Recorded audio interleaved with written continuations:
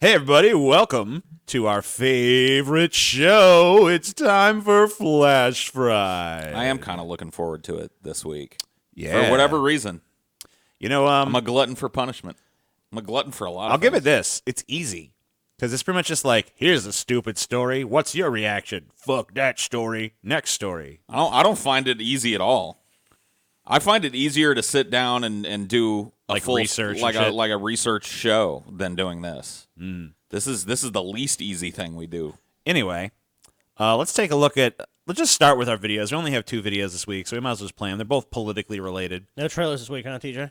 No, there's no trailers this week. Fail this. Well, there were just no interesting ones. Yeah, that's fine. Anyway, so this is Trump speaking at his rally in New Jersey, and it's so bad that Fox News not only cuts off the coverage of it, but also you can hear them distinctly laughing at Trump as their audio kicks in. Oh shit. So let's take a listen. Democrats decided to shield and shelter criminal. Look, wait.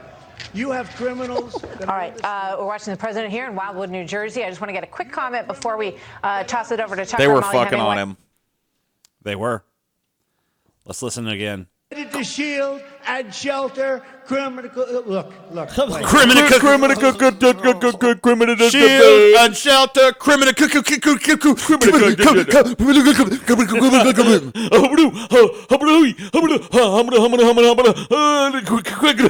What the fuck is this?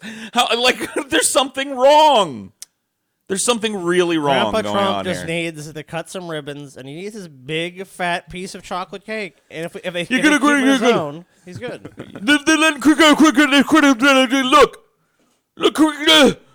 Look. He just had a total fucking reboot in the middle of a fucking sentence. I like the empty, vacant, smiling faces behind him as he does it. And they're just like, Trump makes sense. Look at that bitch that looks like she's trying to out-orange Trump. Oh, Yeah. damn, it's like an orange off. Orange off. Which one? There's 2. Yeah, there's a couple, but I was looking at the one on the right. Look at the one right over his head. Dude, Trump feels like at home with his people in New Jersey, dude. He's like, look, I have a terrible orange spray tan. They're like, I do as well. I want to pinpoint that laugh moment. Look, wait. You have criminals. All right. Someone literally does it's a very Scotty-esque giggle. It's like, that's not how. I'm Scotty. How dare you say I have a fucking goddamn giggle like that, TJ? You do. I thought it was you, honestly, the first And his time. belly You have shook like a criminals. bowl full All of right, jelly. we're watching the president here in Wildwood. New All right, well, we're watching the president here, and whoa, okay, take it down a notch. Buck. Take it down a notch. Fuck you, TJ. You insulted me, dude. One notch down. You Just insulted one me. I notch don't care. down. Fuck your notch, TJ. All right, check this out. Meanwhile, on the Democratic end of the spectrum, Oh, this is boy. Joe Biden. I can't wait. If you win the nominations, we got to get rid of Trump. But what are we going to do about climate change? Now, you say you're against pipelines, but then you want to replace these gas lines. That's not going to work. We got to stop building and replacing pipelines. You got to go vote for somebody else. All right, thanks so much, sir. We're going to have you here. Thank you so much. Thank you so much. I'm going to vote you in the general if you treat me right. No, I'm not. Well, can I have a Look, picture? you're asking a picture of me. You're coming up and telling me you don't support me. No. My plan. Yeah, you did. You said you I said I would support you in the in general. the general. I'm looking for a primary. We're happy to and a get a number. caucus. We can follow up. That's what I'm looking for, okay? Just because we're trying to get. You believe that Bernie can do something? Look at him grabbing his. It's like, let me just rearrange your jacket for you here real quick. Let me dust you off a little bit. You really think that you can get Bernie fucking Sanders past this primary? You motherfucking worm! You better fucking vote for me, or I'm gonna crawl so far up your ass you're gonna be smelling my breath for years, motherfucker! My favorite thing is, Dude, Uncle Joe is very hands-on. All the guy did was he walked up to Joe Biden. He's like, "Yeah, I don't think we should do this thing with these pipelines." And he's like, "Vote for someone else then. Just go vote for someone else. Yeah, you're not gonna vote for me. You're You not vote gonna for me to vote for someone else." Dude, What kind of strategy is that in a fucking primary. Uncle Crabby Joe is- old man strategy. He's very hands-on with people. Like remember the Y guy, and he's like he had to pat him, and he like gave him a little punch at the end. He's like, yeah, it's like he's really like super physical. I've never seen a candidate that's so physical. He with challenges people like push-up offs and stuff. It's like, what the fuck? Grabs dude? his jacket like, yo, look, you talking to me, motherfucker? Was it the bottom of your teeth fell out, Uncle Joe, or the top? I mean, you're not like in peak physical condition anymore. Thompson, well, that's good. He's the guy that did Thanks more so much, coal sir. We have mines. a long line right here. Like his eyes. There's a long line. Come on, let's move it along. All right, thank you. Happy to get in. Can I get a picture? I'm going to support you. And the guy's just like, all right. If you told me that this was shot at an old folks' home, like a tense family interaction with somebody that came to visit Grandpa, and I didn't know who Joe Biden was, I'd believe it. That's really what it feels like. Well, The Grandpa, you know, old men have taken over politics. Yeah, you know what this sounds like? It's like the son comes to the fucking old folks' home. And it's like, I'm going to vote for Bernie Sanders. No, he's so liberal. Stop it. I'm gonna fucking dust you off. Listen, Sonny Jim. God, oh no, I'm so scared, dude. Why are you doing Mitch this McConnell's to me? face is So we were hilarious. gonna actually cover some Mitch McConnell stuff, and we still are. But when we were sitting here, I had this picture here. I just had this article up, and Paul just started laughing, like out of nowhere. Paul was just like, Dude, this is terrifying. and then me and Paul basically looked at Mitch McConnell here, and we just laughed for probably like a minute straight. I've got the giggles out of my system, but let's just take a moment to appreciate what we're fucking looking at here. It's like Okay. his face is like a deflating balloon. Like, You know what strikes me the most is like, what is that nose, dude? That's Eric- not a human being's fucking nose. For me, it's just part of the fucking picture. Like everything here. I mean, like my answer to what is funny about this is literally every aspect of it. It tickles me for some reason. the way that his mouth is just in a permanent frown because of those wrinkle lines that just like angle downwards from the corners of his mouth. I love the way that his whole face and neck tapers down into his collar, like it's a big like balloon being pushed through an orifice that's too small for it. You know what I mean? Like his whole head is just like a big inflatable balloon. God, dude, just I look at those eyes, man. There's like these just soulless eyes, these fucking little fucking neat like rimless glasses as he just walks through the halls of power, just like, yep, I'm. Mitch He looks like McConnell. Martha Washington. Martha Washington. Yeah. I don't Like know if you about- put like a longer bonnet, wig on maybe? him or a bonnet on his head and told me that was Martha Washington. I can see it. sewing the American flag for the first time or whatever. Yeah. Anyway, so here's the reason we're talking about Mitch McConnell. McConnell says GOP doesn't have votes to block impeachment witnesses. Republican leaders said they don't currently have enough votes to block witnesses in President Trump's Senate impeachment trial. People familiar with the matter said after his legal team concluded its efforts to counter Democrats' charges that the president abused his power and obstructed Congress. Dude, On the third and final day of the presentations by the Trump legal team, lawyers tried to cast doubt on the importance and credibility of allegations of former National Security Advisor John Bolton about the president's motives for freezing aid to the Ukraine. And all of this kind of centers around Bolton. Right now, the Democrats desperately want to call Bolton forth as a witness.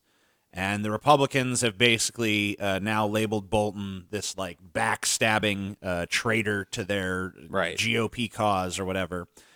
And I have another article that kind of delves more into that specifically. Trump himself decided to take to Twitter. Bolton looks like he's calculating in this picture how to fuck Trump up the ass. Yes.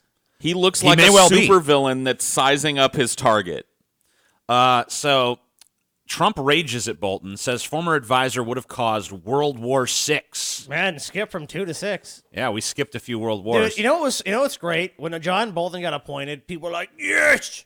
Now we got a real conservative, and now we need Bolton. He's not going to take the Democrat shit. And now, like, just a fucking year later, he's like the linchpin in this fucking impeachment trial. Because look, I still don't think Trump's going to be impeached, but it's like, It's great for the media. It's great, honestly, for the Trump campaign because a bunch of people running for the Democratic nomination are senators, so they're going to be kept in Washington, D.C., where this trial goes on. The most pointless fucking trial we can imagine because we know Trump isn't going to be convicted of anything. Even if John Bolton gets up there and is like, Trump done did it. He's guilty. He's guilty. So here's what Trump said, and it got World War VI trending on Twitter, by the way. For a guy who couldn't get approved for the ambassador to the UN years ago, couldn't get approved for anything since, begged me for a non-Senate approved job, which I gave him despite many saying, don't do it, sir, takes the job, mistakenly says Libyan model on TV, and many more mistakes of judgment, gets fired because, frankly, if I listened to him, we would be in World War VI by now, and goes out and immediately writes a nasty and untrue book, all classified national security. Who would do this?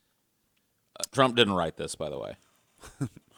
Yeah, I think it's the sentence, it's too coherent. It's not structured the greatest, but I think that it's juggling too many things for me to believe that Trump did it, unless he literally sat there agonizing over it for like an hour. Yeah, he might have been in on its creation, but somebody else put this tweet together. I can just tell. Not only that, I can spot a Trump tweet. This tweet actually, I think, marks the first or one of the first times that Trump has properly formatted a multi-part tweet. Right. Because usually he doesn't. He just tweets a new thing for everything. This wasn't Trump, dude. Come on. Nope. I mean, maybe Trump. Yeah, maybe Trump oversaw the tweet and was like, okay, but it's not like he wrote this. So the thing about this is when he talks about the World War VI thing, which is the line from this that got coverage. I guess it got a lot of people were trending about it. Like, oh, what do we skip the other World War? I mean, like it's obviously meant to be hyperbole in the sense of like John Bolton's a fucking warmonger, right? Which, as far as that criticism goes, he is a fucking warmonger. Yeah, he is. I mean, he's the dude's never met a conflict he didn't like. And I think it's kind of embarrassing how I don't know which is more embarrassing. You tell me, or maybe they're equally embarrassing. Is it more embarrassing that the Democratic establishment is now, offering this welcoming embrace to John Bolton, or is it more embarrassing that the Republicans are now claiming like, oh, he's some kind of liberal puppet? It's just bizarro world, honestly. It's like the roles have reversed. Well, it's because those positions didn't really matter to begin with. It doesn't matter who espouses what position. If the position that Bolton is spouting is useful to Democrats, then of course they'll embrace him. Well, he's got dirt. Yeah. Well, he's got dirt on Trump, and so now he's a good guy. And he was hired by the administration. And this is now the administration just saying, oh, he was a failure and basically begged, please give me a job. It's like, no, they wanted to bring him in because he had some influence and people recognized him. And Trump is all about PR. Trump understands the importance of having someone in there that people recognize and know, oh, yeah, he's been in the Bush administration. We've heard about him before. Liberals don't like him. Like, a big thing about is, like, I think in the Trump administration especially is triggering the libs. Like, if you trigger them and get them mad, then they're talking about that instead of other shit you're doing.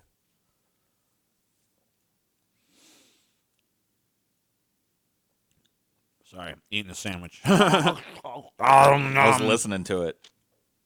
All right, I'm done.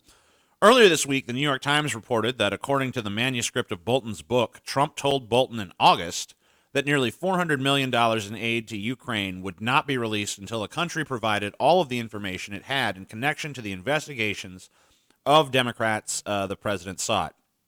The manuscript has not been seen by NBC News.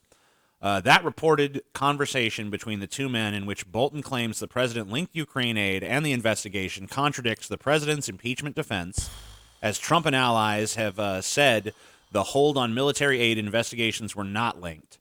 Meanwhile, Trump's defense team has argued that not a single witness testified that the president himself said that there was any connection between any investigation and security assistance, a presidential meeting, or anything else. So basically, Bolton is the witness that would say that. So, of course, they're trying everything in their power. That's the best positive that you can make out of that. Right. Yeah. None of the other witnesses have said it. Right. But Bolton's willing to say it. Yeah, but none of the other witnesses, not a single one has said it. Not a single one. So Trump has said he never had such a conversation with Bolton. Apparently, he said it in all caps. In an interview with CBS this morning that aired Wednesday, Trump's personal attorney, Rudy Giuliani, called Bolton a backstabber who should not testify Another before guy the Senate. that has no business being on TV, dude. I can't believe Rudy is still out there. Like, still... He's insane. He I mean, he is, dude. Like, he goes on talk shows, and they're like, Thank you, Mayor, Junior, thank you, it's just like, no, another thing. Like, they basically, like, fucking, like, take the fucking hook and just drag him off the fucking stage. He's out of his fucking mind. And to pretend like this whole impeachment thing is so fucking stupid. All the things to impeach Trump for, it's not really even about corruption. It's like, he didn't give money because they investigated this corruption that's going on. It's like, yeah, you know what? There was corruption going on Biden's part in the fucking Ukraine, and I'm sure there's corruption going on in the Trump administration. But if we're not actually going to look at the systemic level of corruption, this is just a joke. It's like, oh, Bolton heard Trump say this, and all they're going to say is, no, I didn't say it. I mean, it's so fucking stupid. Even if Bolton testifies, it's not going to make a fucking difference. It's a fucking joke.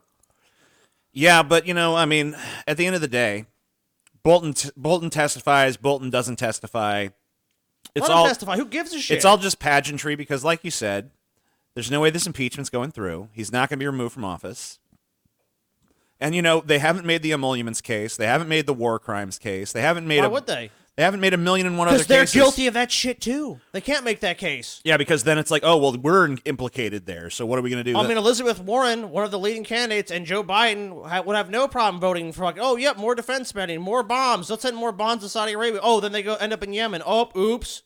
I mean, it's a fucking joke, dude. There's even laws against that shit. It doesn't matter. It doesn't fucking matter. They don't follow the fucking laws. They expect you to follow them and for you to obey. But if you fucking think for a second they're going to, you're out of your fucking mind. And that's basically why the whole thing is a pageant and it's a play. And, I said on Twitter the other day, I'm tired of the fake Democratic Party with their fake opposition. And someone was like, they're impeaching him right now. It's like, no, they're not. No, they're not. It's a fucking show. It's razzle-dazzle. It's ta-da.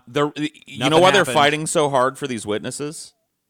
Not because they genuinely believe that they're going to be able to fucking get the votes to actually impeach Trump. They just want to. They just want to be an extended campaign ad against Trump. They want more on the record. They want it. Because you got to be honest. If you look at it with degrees of damage that could be done, the most rosy outcome for Trump is a quick, expedient trial, no witnesses, no more bullshit, no more revelations. Innocent. Yeah. And they're trying to deny him that. They want it to be a contested loss. That's really all that's going on with it. Yeah, that makes sense to me. So they can use it in a campaign ad. So Trump's got a plan, though, to win the next election. Trump allies are handing out cash to black voters. Cash for votes. Cash for votes. So let's see what's going on with this. Allies of Donald Trump have begun holding events in black communities where organizers lavish praise on the president as they hand out tens of thousands of dollars to lucky attendees. This sounds like the reason why there are election laws. Like that, this seems like the reason why campaign finance laws exist. Like literally the most basic example of it. There's a dude driving around in a trunk going, "President Trump is awesome," and throwing $1,000 checks at people. What the fuck? The first giveaway took place last month in Cleveland, where recipients whose winning tickets were drawn from a bin landed cash gifts in increments of several $100 stuffed into envelopes. A totally fucking illegal raffle that's designed to give away a bunch of shit for political influence. Wow. A second giveaway scheduled for this month in Virginia has been postponed, and more are said to be in the works. The tour comes as Trump's campaign has been investing its own money to make inroads with black voters and erode Democrats' overwhelming advantage with them. But the cash giveaways are organized under the auspices of an outside charity, the Urban Revitalization Coalition, permitting donors to remain anonymous and make tax-deductible contributions. This is a fucking shady fucking goddamn endeavor if I've ever heard of it, dude. And let's be honest. Urban Revitalization Coalition. So what organization really wants to come in immediately and crack down on this organization? Well, dude, because they don't want to be accused of being racist. Let's be honest. If there was an actual investigation of this, you would find the Trump organization's fingerprints all over this Urban Revitalization Coalition. It's clear what's going on. He's taking chunks of money and throwing it at these little shadow organizations. We know they're smarter than that. I mean, it's probably not directly them. It's probably some PAC that supports, the Trump administration or, and the big business. Because remember, Citizens United, corporations are people. They have all these rights, none of the responsibilities, but all the rights. Of course, free speech. They're allowed to fucking put this money out, this fucking dark money where we don't know where it's coming from, to literally just give money away to people and say Trump is great. Can it get any more naked than this? Asked about the legality of the giveaways in a brief phone interview, the Urban Revitalization Coalition CEO Daryl Scott said that most of the gifts were between $300 and $500, and that the group mandates that anyone who receives over $600 fills out a W-9 form in order to ensure compliance with tax law. He did not respond to follow-up questions about how the giveaways were structured and whether they met the legal standard for a charitable act. Scott declined to name the donors funding the effort. I'd rather not, he said. They prefer to remain anonymous. What a fucking joke, dude. Dun, dun, dun. Yeah. This is, I mean, there's no way that this should be legal. Why don't they just, I have a better idea. Why don't they just, on polling day, just sit there and go, if you can prove you voted for Trump, we'll give you $300. Just have everyone go in there and do that. I mean, come on. This is just so naked in its fucking attempt just to fucking get less fucking support from a particular community, because obviously they know Democrats need black voters. So it's just like just a fucking brazen attempt to try to get them to fucking vote for Trump. Louis C.K. received standing ovation at surprise gig in New York City. The disgraced funny man, Louis C.K. Why? Yeah, disgraced.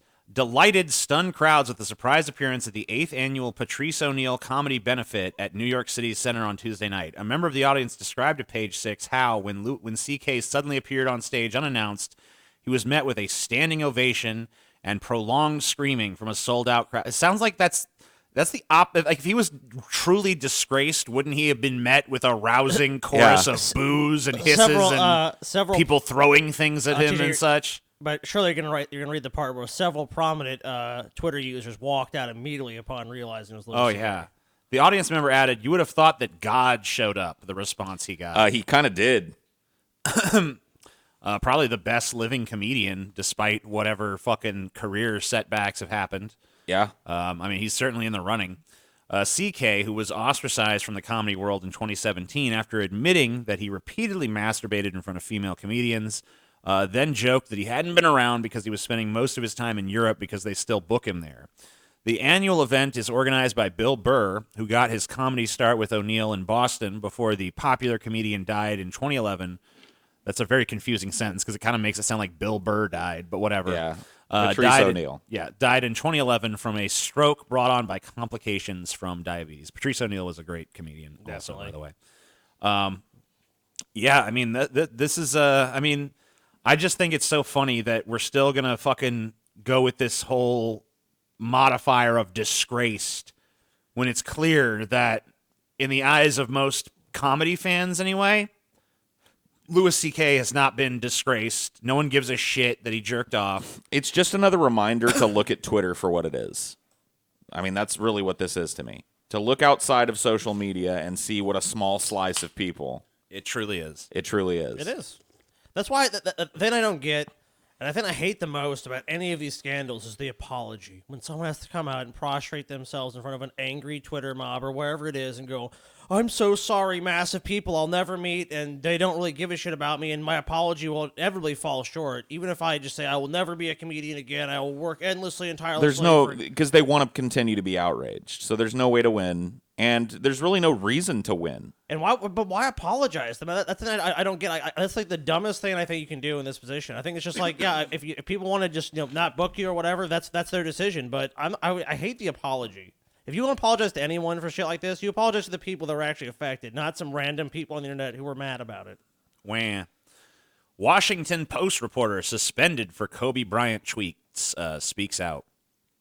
What was the tweet? The Washington Post reporter, who was suspended after tweeting a story about the 2003 rape allegation against basketball star Kobe Bryant on the day he died, called on the newspaper's executive editor to speak directly about the decision to punish her and explain how the paper planned to protect employees' safety going forward. Now, this decision has since been revoked. I don't think it mentions it in this story, but I've seen it in others. So basically, there's been sort of a growing, I guess, chorus of voices who, as they see the endless parade of hero worship and positive eulogizing of Kobe Bryant, they're like, well, what about that one time? What about that one time back in 2003 when he was accused of rape. Yeah, I mean, look, dude, I'm not trying to minimize attempted rape or whatever. I don't know that he was ever convicted of rape. He wasn't. He wasn't. The case never went to trial. He settled it as a civil matter eventually. There was the accusation, but what they say is, that basically, if this had happened in like the Me Too era or something, it would have been maybe more of a big deal, I guess. Because the argument that they're making is that he used his tremendous money, power, influence, just provide high echelon friendships and stuff like that to basically come down on the victim, scare her out of legal action, and eventually force her a settlement out of court. If there was compelling evidence, then she wouldn't be on the one to make that decision. Anyway, a prosecutor would have made that decision. So it's not really in her hands. If there's overwhelming evidence he did it, and maybe there is, but I think unless that evidence is presented, it's just kind of you speculating about an event that happened 17 years ago. And you're allowed to do that. I don't think anyone should be stopped from doing that if they want to discuss that part of his life, but it just seems like, at the time when someone died, I think a lot of people are just going to find that to be in poor taste, and obviously they're going to be upset.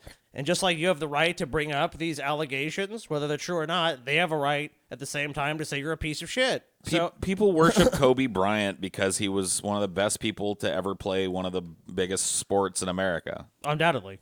So, you know what I mean? Like, you're not going to convince those people to, like, hate him and his death. No. Because of a rape accusation. That they already knew about. Right. Yeah, these people are for 17 years, it didn't affect their adoration. So what makes you think it's going to all of a sudden, like now, like, oh, well, wait a minute. And I like the thing, well, if it had been a different time, well, it's like, burning, if you try to burn witches today, I think there'd be a different response in the town going, hooray! I mean, come on. I don't know. Maybe there wouldn't. Maybe there wouldn't. Yeah, that's a valid point. Maybe they wouldn't. So Pete Buttigieg mocked for noting Kobe Bryant achievements on the field and off the field. I mean, Buttigieg is just a stereotypical gay guy at this point. See it. On the field and off the field. It was great. I just hope that he scores a million touchdowns. Well, it's shocking, and I think we're all still in shock about what happened. And I think it's a reminder that our lives are often touched by people we never even meet. And there are millions of people, not just in Los Angeles, but around the world right now, mourning because they were inspired by what he did on the field, what he meant off the field. And it's all the field, the field, the field. Who cares? On the court, off the court. Listen, I've never watched a basketball game in my life. Like, never watched one from start to finish. I've caught little glimpses here and there. So I'm about as disconnected from giving a shit about the NBA as possible. But come on, I know it's not played on a fucking field. Yeah, I get that, and I don't like Buttigieg by any stretch of the imagination. Who gives a fuck? On the field, I'm on the court, off the court. Who fucking cares? I give a fuck. He could make the argument like he was saying the field of play. As a you general, know what I think he was talking about? I think he was talking about the cotton fields. I think he looks at Kobe Bryant and just sees another slave for his white plantation. Dude, you know what I saw? I saw an article about how a lot of people of color within the Buttigieg campaign are upset about the lack of diversity and support. I mean, like, is just this lend to the fact that he's just out of touch with those people? The field. Well, I just love this because it just shows that he, once again, just total disingenuous politician, which we already knew, of course. I mean, yeah, this is just a fucking I care deeply. Like, you don't give a fuck. Yeah, maybe if there's a picture of Buttigieg and Kobe like embracing, they could fucking roll out or something, then maybe I'd buy it. But yeah, this is obviously just the strange multi-decade friendship between Pete Buttigieg and Kobe Bryant. Yeah, I don't think so. Yeah, it's not happening. He doesn't give a shit. And I just thought it's just always funny to me when these empty suits are exposed for being total frauds. Why even ask him to begin with, though? I guess because most people gave a shit.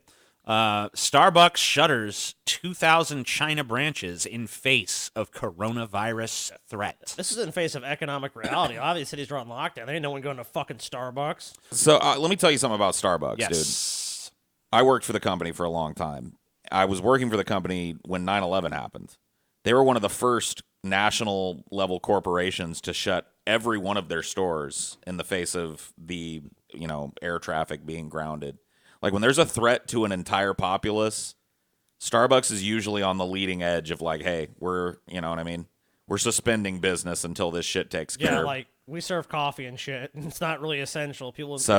This could be an indicator that, maybe these corporations have a reason to believe that this outbreak is much, much worse than what China is reporting. Well, I mean, the fact that we know, these cities have been locked down, so there's really no one walking around to go to their fucking Starbucks in the first place, or to staff it for that matter. I mean, I think that when you look at it, paying the workers to go to an empty store makes less sense than just shuttering the store and laying this out. Starbucks has temporarily closed half of its China outlets in an effort to support the government's push to contain the coronavirus while protecting its staff from the growing threat of infection. The coffee chain has almost 4,300 outlets in China, making it the company's largest market outside the U.S. I had no idea about that. 4,300 outlets Yes. in China? Wow, they're huge in China. Yeah, I mean, they're huge. I mean, Starbucks is just everywhere. I mean, but I'm convinced that, when we fucking finally go to Mars and we're like, man has finally, oh my God, there's a Starbucks here. Yeah, there's going to be a Starbucks siren somewhere in that. I remember when we went to fucking Europe, dude, and we were in London, I was walking around, I'm like, I don't want to drink. And it was like, oh, there's a Starbucks. Okay, I'll just go there. I mean, I know it's unoriginal, but it's like, you see them everywhere.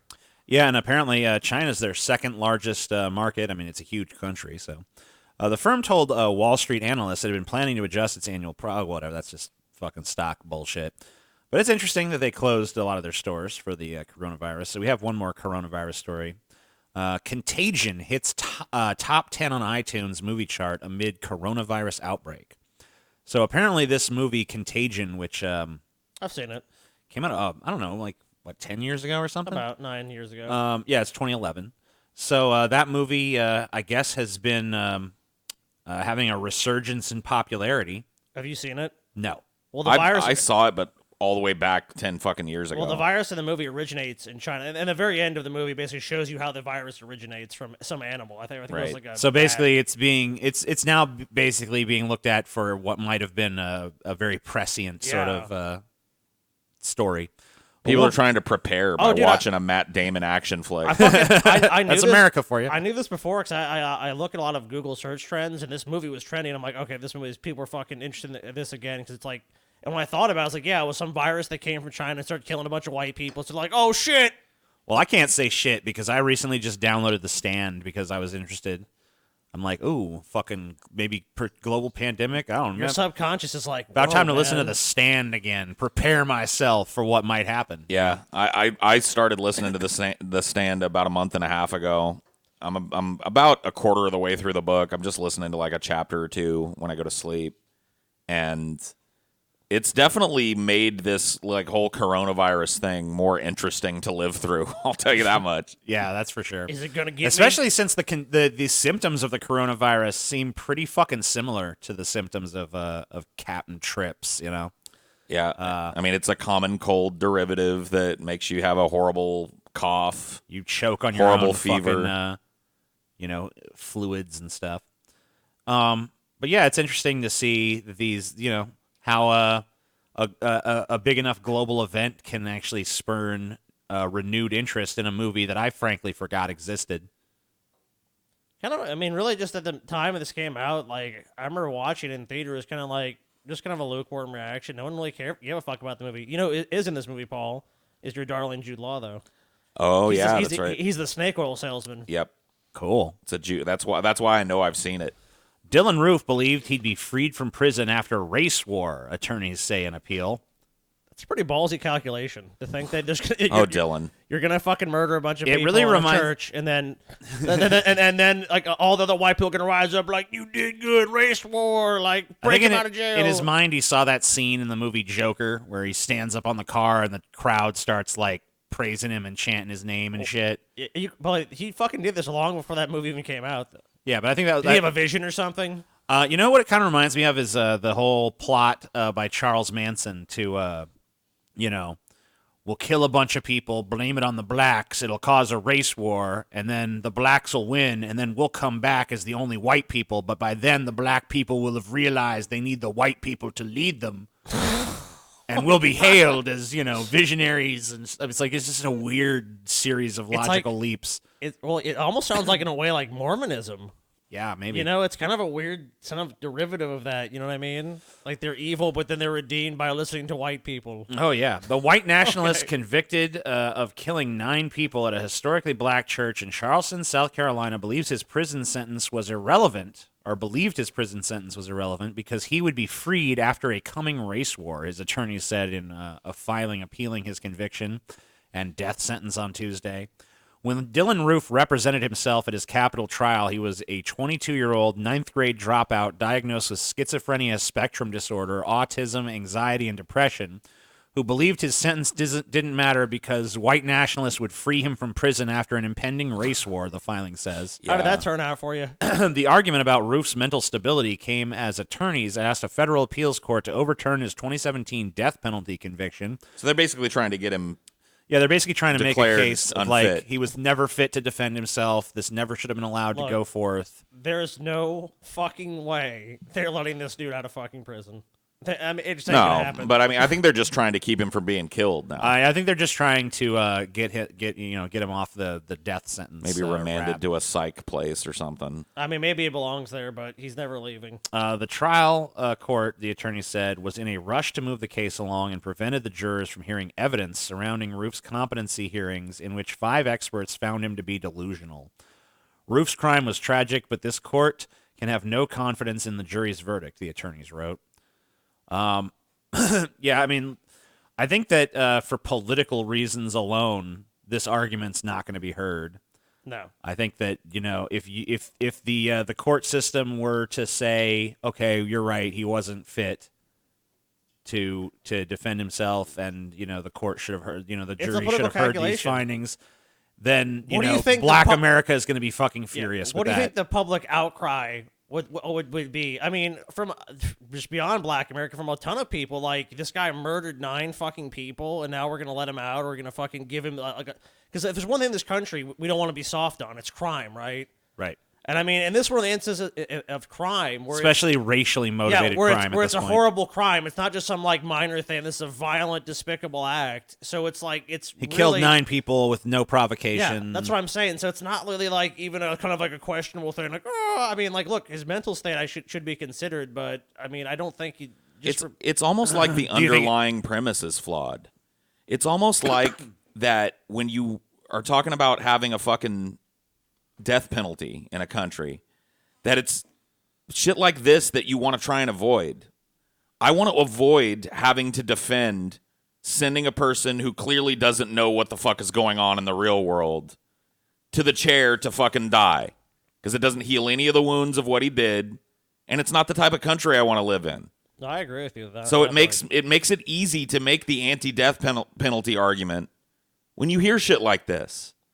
You don't want to send somebody who is mentally incoherent to die for a crime that, they couldn't control but commit. I mean, I'll be honest with you, I don't really want to send anyone to that position. Like, I just don't believe in the death penalty. I don't think it's effective. I don't think it works. I just don't think that it's really a deterrent that people claim it is. Like, what if someone murdered someone in your family? It's like, yeah, maybe I personally want to kill them, but that's why the justice shouldn't be left to me, where it's all like, someone kills TJ, like, what do you want to do? Like, well, I want to kill them. Like, of course, that's what my reaction might be, something like that.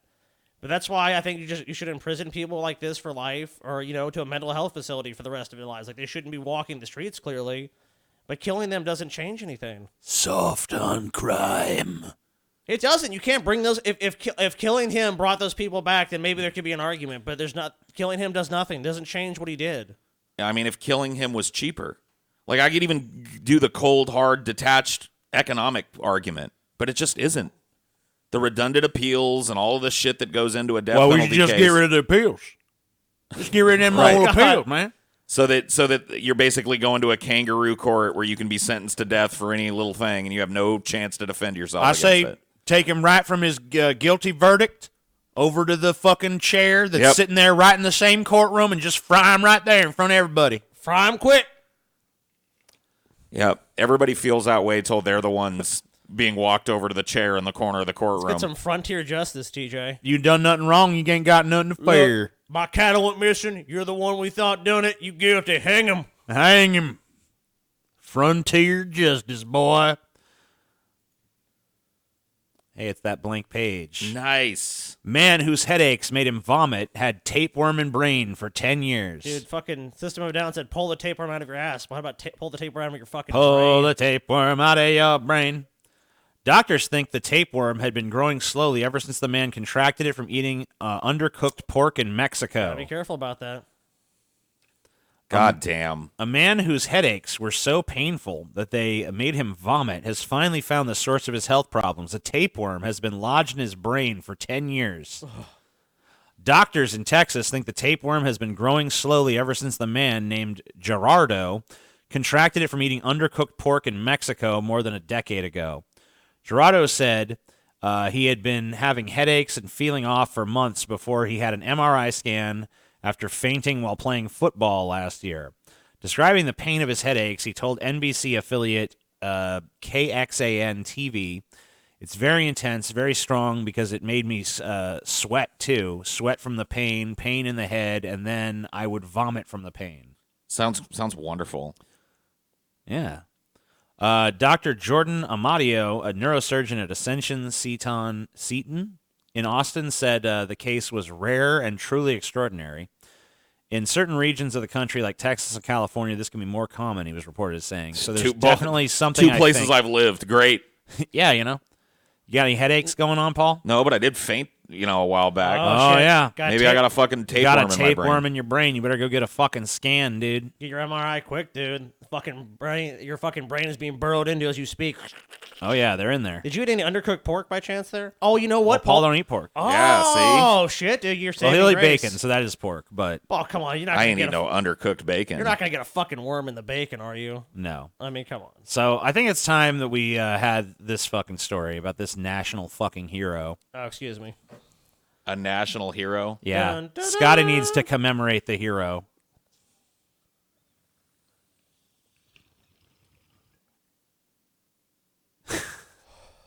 God bless this hero of this country. Man arrested for smoking marijuana while in court for marijuana charge. Spencer Boston had a message, and nothing was going to stop him from delivering it, not even jail time. Boston, 20, was in court Monday in Wilson County, Tennessee, facing a simple marijuana possession charge, according to Wilson County Sheriff's Department Lieutenant Scott Moore. But as he stood to face Judge Haywood Berry, he began expressing his views on why weed should be legalized. And to amplify his point, he reached into his jacket, slipped out a single marijuana cigarette. Cigarette. I want to point out, I want to give this man a standing ovation for what he's done. Scotty is standing and he's ovating. Scotty's loving this. Dude, And to amplify, hold on, and He to wasn't- amplify he his wasn't point, wanting he to did- do this. grab the marijuana cigarette. Boston got in several quick inhales before security personnel realized what was happening. They detained Boston and escorted him out of the courtroom. Boston wasn't done, though. Before being let out, he turned to the gallery and declared, "The people deserve better." The courtroom burst out laughing, Moore told CNN. Dude, this guy should fucking not only have all charges against him dismissed, but he should get a fucking pat on the back, dude. We need to start a legal defense fund for this guy. Fuck yeah, dude. Anyway, let's take a look at him doing it. Yeah, I want to see him do This it. is beautiful. I'm going to just go put it in Gonna the full smoke a screen joint this. in court. Going to smoke this marijuana cigarette.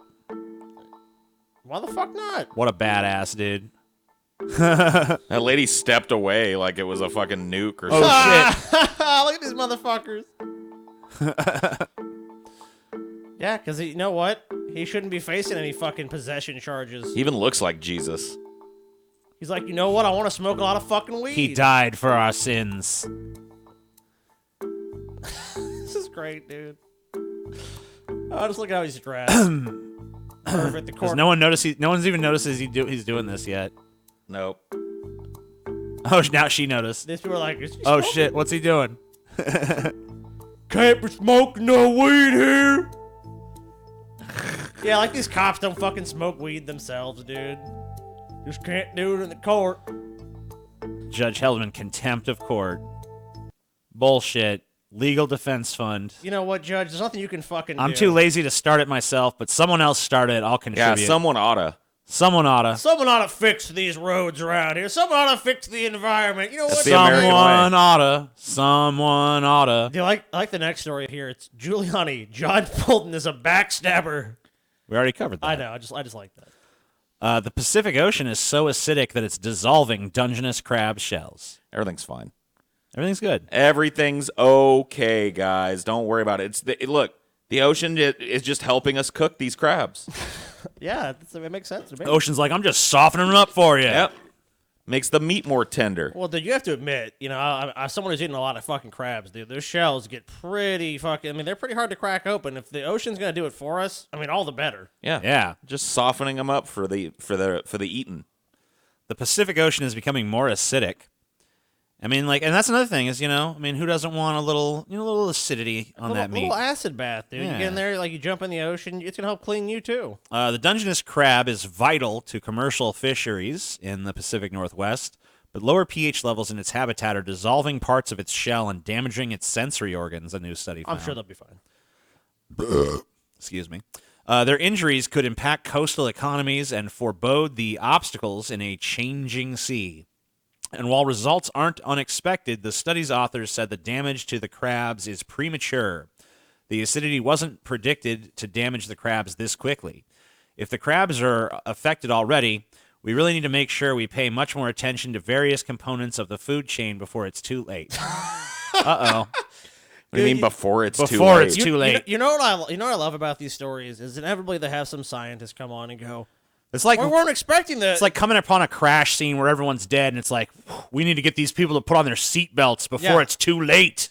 Great analogy. I mean, it really is because you see it time and time again. It's either like they're reporting accurately and it sounds horrible, or it's like we weren't expecting it to get this warm this quickly, but it is. And then you have people who are science deniers pointing to science and going, "No, people are saying this and they're saying that." It's like actually what I've seen from a lot of leading scientists on this issue is that it's actually much worse than people even think.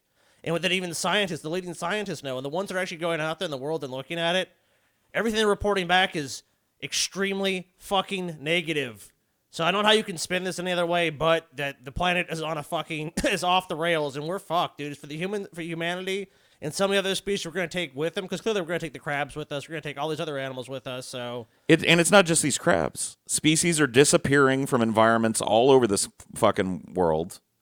In the water, outside of the water, in the forests and the jungles and shit. Either directly by us or just through our interventions. Overhunting or just Monocultures. Destruction of fucking natural wildlife havens and shit. Dude, we're living in the midst of a mass extinction event. 100%. Dude, I watched this fucking thing that they put out on Netflix. It came out maybe 6-7 months ago. It's like I think it's a new David Attenborough one. And they just showed how the monocultures in these places where these orangutans live. It's just like they show the orangutan in the tree, and it's like, oh, look at it. And right next to it is a bunch of palm trees. So for that palm oil that these companies need to fucking make all these products all over the world. And you're just like, wow. Eventually, they're just gonna look at the land that fucking orangutan lives on. Just gonna go, nope, let's cut it all down. Well, koala bears are pretty much dead now.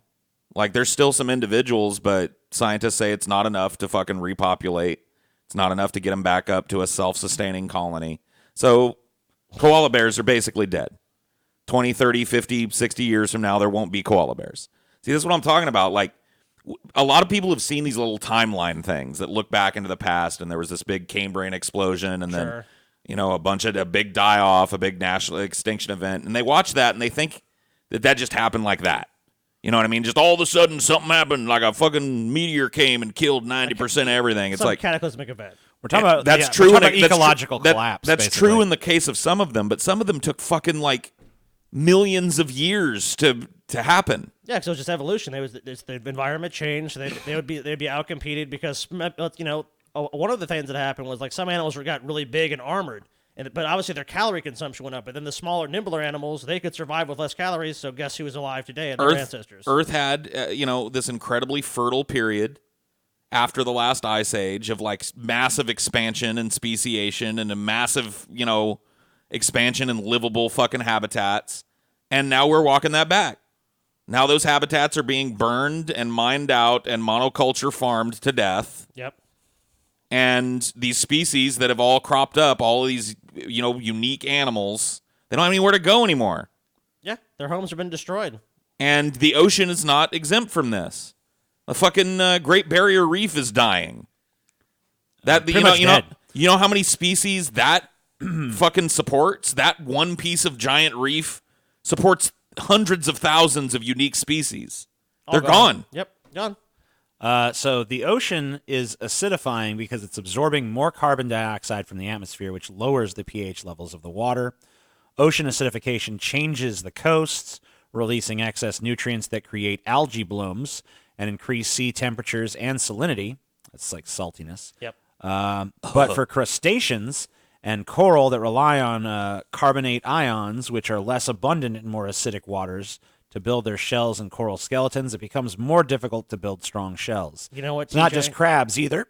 Oysters, clams, and plankton all rely on the same carbonate ions to strengthen themselves, and humans and sea creatures alike rely on them, some for food, others for economic security. Hope you like your jellyfish and algae sandwiches, TJ. Oh, yeah. That's what you're going to get in the future. Give me a jellyfish burger with a side of algae. Jellyfish burger with a side of algae, baby. That's a likely way that that we like run into ecological collapse though, because it's happened before.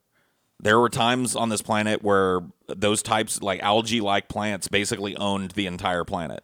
Just think of it as The entire ocean was just like a big lily pad for them. Just think of it as a Jenga tower, and we just keep pulling out the blocks, and each one is like a new. Oh, this species went extinct. This species went extinct, and then eventually the fucking tower collapses. You can't. You fucking wipe out one species on the food chain. It wipes out several others. That wipes out several others. That wipes out several others, and there's a fucking ripple effect that just, We're in the midst of it. Yeah, and we just see it happening right now. And it's happening in our lifetimes. And, we're kind of privileged that we get to see it. Are we? Yeah, I mean, Look at how much it's humanity's definitely fucked up the planet. Yeah, we get to see this the impact of our disaster. Like the people who started the Industrial Revolution didn't get to see it. Our ancestors didn't get to see it. We get to be the generation that watches as our entire planet dies. So that's kind of cool. Or we could be the generation that completely, at the same time, also denies anything's going. Oh, Everything's fine. Look. Oh, Everything's fine. There's still trees there. We planted some new trees. Oh, look, those animals are dying off. They just can't compete. It's evolution for Science you. is wrong. Science is wrong. Science never said that. Survival of the fittest, TJ. Yeah. Look, if they were meant to The survive, strong they will would've. learn to eat the jellyfish because we know the jellyfish love the new oceans. I like the algae smoothies myself. Yeah, algae smoothies, jellyfish Take you burgers. a straw down to the beach. Hey, TJ, but you know What what? more do you want? Look, you go down. As for the acidifying ocean, the NOAA proposed 2 methods of attack, reducing our overall carbon footprint. Not going to happen. To reduce the carbon dioxide absorbed by the sea, or teach wildlife, and people rely on it to adapt to how the sea will change. Teach the wildlife?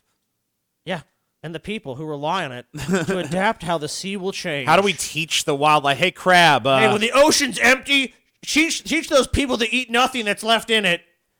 Unless people can start digesting plastic, I don't think that's going to fucking do much for them. Hey, that's a good idea. Let's learn to eat plastic. Yeah. We got plenty of that. Edible plastic is going to save the planet. Maybe we can do some kind of weird modification to our physiology where we can eat plastic and styrofoam. Yeah. You go get your bottle of Sprite, you drink it, it's cool and refreshing, and then you get to wash it down with like a lemon lime plastic. Yeah, yummy. Who doesn't want that? I want that. Only a fool would not want that. Maryland officer charged with murder after fatal shooting of man handcuffed in car. I don't know. Not the first one of these I've heard, by the way. I think that, maybe it was justified. This guy, he was there in the back of the car with the handcuffs, but I think he still posed a viable threat to that officer's safety. Oh, you know what, TJ? I can spin a story for you right now. Do it. Easy. Okay, so this guy's handcuffed, right? Right. Cop hadn't searched him thoroughly. Got to start getting his hands loose. He's got a fucking gun, TJ. If he gets his hands around and gets with that gun in his hands, he kills that police officer, TJ. Wow, yeah. So the cop, knowing that, reacting quickly, fucking pumps him full of fucking lead, thereby saving the lives of citizens around him and himself. Finally. I mean, thank God. I think he was concealing a thermonuclear device in his butthole, and he was about to activate it. Push the button, dude. Yep. Yeah. A Maryland police officer who fatally shot a handcuffed man in the front seat of a police cruiser will face a murder charge, the police chief said Tuesday. Good. I mean, there's just no way you can... there's no argument. Like, the man is literally prone in your fucking car. Even if he's trying to kick out the fucking window, that's not why you have a gun. Well, he's in the front seat, so he's just sitting in the front seat. That's just crazy. So let's see. I want to know the story here. The deadly shooting occurred Monday night during an apparent struggle inside the cruiser. after Prince George's County police officers responded to reports that the driver had struck multiple vehicles near the Temple Hills Community. Department spokesman Christina Cotterman told news outlets during an earlier news conference. When officers located the driver, they smelled PCP and believed the man was under the influence, Cotterman said. The officer got into the driver's seat after the suspect was taken into custody and placed in the front passenger seat, according to Cotterman, who said that conforms with department policy. So it's department policy to put a crazed PCP addict in the front seat? Yeah, why do you have these like back seats in A these short cars? time later, for reasons that are now at the center of the investigation, Green was shot 7 times by the officer's duty weapon. After the shooting, Owen and another officer removed Green from the cruiser and provided medical aid to Green, who died at a hospital a short time later. They should have fucking called the fucking paddy wagon and transported him in one of those vehicles or put him in the back seat. Why would you put a guy that's hit several cars and is high out of his mind in the fucking front seat with you? And then he attacks you? Let's say he did attack him and the shooting is somehow justified. It's like, how stupid is that to fucking do to begin with? Oh, it conforms to the policy, the department standards. Yeah, maybe if someone's like, fucking, okay, I'm going to go along with you and go to jail, and it's a minor thing, and maybe that could be okay. Even then, I kind of question the logic of it. But to fucking have someone who's high out of their mind, of course they might attack you. They don't even know what the fuck they are and what they're doing. I mean, for me, the justification for a cop shooting anybody stops well short of a man handcuffed rampaging around in the front of the car. He could have pulled his cruiser over and gotten out. The dude was handcuffed. So even if he was kicking at you and shit, you could have pulled your cruiser over and gotten out. You had other options. Yeah, why was he in that fucking front seat to begin with? The only defensible use of that type of fucking weapon by the police, in my eyes, is when somebody else has one and are threatening to shoot that cop or shoot an innocent bystander or something. Here's another very justified police shooting. 3-year-old shot by Midland police during search, according to father. Great. Good job, guys. They got her. You recognize this girl, right? She's the one who orchestrated 9/11. Oh yeah, probably looking for drugs or some bullshit too. That's Daisy May, the infamous drug kingpin of the eastern United States. Yeah, using her 3-year-oldness to kind of subvert capture all this time. Yeah, and we finally got her. Yep. So congratulations, Midland Police. If this is true, that's crazy too. So the girl's family reached out to CBS 7 and told us this all started when the officers came into her house without announcing themselves, which is there's no police department where that's the policy. They have to at least most times say 3 times that's like sheriff's office. Like, so just to come in, kick someone's door in unannounced is not even, I believe, legal. I mean, maybe there is some setting where it's legal. But there's all kinds of instances of police violating that, though. You see it all the time. Or it's like, police department.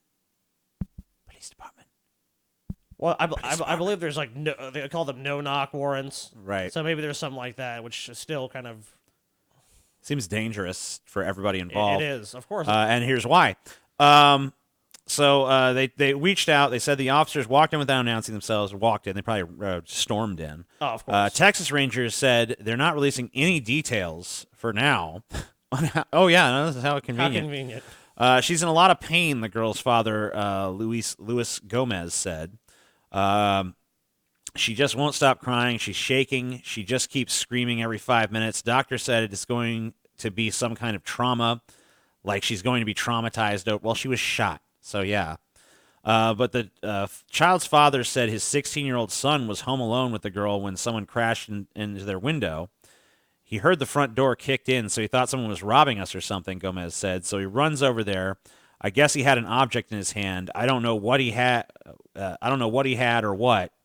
And when he ran that way, they just opened fire on him. Oh my God, are you fucking kidding me, dude? Which is why you announce that you're the police. Not that I guess a criminal could easily do that, though. Gomez said his son was struck in the arm when he took cover. He said the teenager kept yelling that his sister was in the room, and when the gunfire stopped, she walked out with blood on her. They told my son, this is your fault, Gomez said. It's your fault she got shot. This is all your fault. Who pulled the trigger? Gomez said the police have raided his house before and found drugs. So, yeah, it was drugs. Look what you made me do. You made me shoot that 3-year-old. You happy with yourself? However, he said while the officers had a search warrant, they didn't announce themselves when they came in. According to Gomez, his son is now in a juvenile detention center. I don't fucking care if someone found fucking drugs. When you shoot a 3-year-old, These cops should all be fucking fired in charge of the fucking crime. Like, what fucking... Like, even if you want to say a 16-year-old was a threat to you and they had a weapon or whatever. I mean, maybe that was true. But to fucking say a 3-year-old was a threat to you is just beyond the fucking... I can't think of a fucking justification. And then try to blame it on, well, if you hadn't picked up that weapon, we wouldn't have been forced to shoot her. Well, if someone didn't crash through my fucking door, I wouldn't have picked up that weapon. Maybe the fucking goddamn Gestapo need to kick in someone's fucking door on a minor drug charge. You ever fucking think of that? Maybe you shouldn't do that. Maybe you shouldn't fucking put a 3-year-old's life at fucking risk over some fucking, oh, the guy had some pot or something. There isn't a better way to conduct that. Maybe when the guy walks out who's suspected of the crime, the police go and gaffle him up. Maybe that's a fucking better way to do that instead of kicking a fucking door to some house in. I think this should be new department policy. Every time we bust down on a raid, if we see a 3-year-old, we're going to shoot it. I bet you'd see a drop in drug crimes. Contact left arm! Finally, an effective deterrent. Well, that's all you free fucks get, you plebs. Shoot. The rest of the show... Get yourselves out. Get the fuck out of here. The show's only half over, but for you, it's all the way over. Because the rest of the show is just for our patrons. Here's a little sneak peek of what you're missing. You're missing some Bernie Sanders stories. We got a bunch of those. We got some AOC, because I know you guys would like to fap to AOC. You got some civil rights violations. You got some rousing discussion of different little news stories going on across the globe. And, we also have probably one of the most important stories of all time. We got a guy who's, like, truly, more than anyone I've ever seen, a victim of the system. So, okay. Damn. So all that and more coming up on Flash Fried, but not for you unless you're a patron. Patrons only section begins now. Yeah, Thank again, goodness. dude. What a like, relief. You just feel pumped when you get into this section Every of the show. time, It's just every like, time. Everything just feels right. Everything clicks. Just like you know what? We're finally getting to a rhythm. And now that the plebs are gone, I just feel like, thank you to the fucking patrons. You guys are the real reason we do this show. Fuck those plebs. They're worthless. They're garbage. They're not even here. So who even cares about them? I got to refresh myself for this. I want to be on my A game. Damn, Paul's going to give himself a drink. Yeah. Paul's going to go get drunk. I mean, look, Paul, normally, like, if his lips are chapped and he's feeling his throat's dry, if it's for the plebs, he's like, whatever. Whatever. I'm good enough. But Everything's patrons, fine. He's like, let me have a cool... Oh, yeah. Absolutely. Oh, man. Feel that, TJ? I feel it. I feel it. It's the cool, refreshing sip of a drink. Oh, I feel it. I feel it good. Feel it good. Sanders opens 15-point lead in New Hampshire, according to poll. Which is not surprising because, look, Vermont, New Hampshire, they're neighbors, right? I believe. I don't know. You're like, I don't know. I don't know Let's about look at that. a fucking map. Paul's not here. Let's look at a fucking map, TJ. We're Americans. We don't know shit about geography. We're like, I know where America is. America. Here's the map. What about some other places? I don't know. Australia, that's near South America, right? There's a place with the things, and Look, TJ, you gotta look at the things in the my place. view, TJ, we are going to win this election. We are going to defeat the most dangerous president of our time, Donald Genius Trump.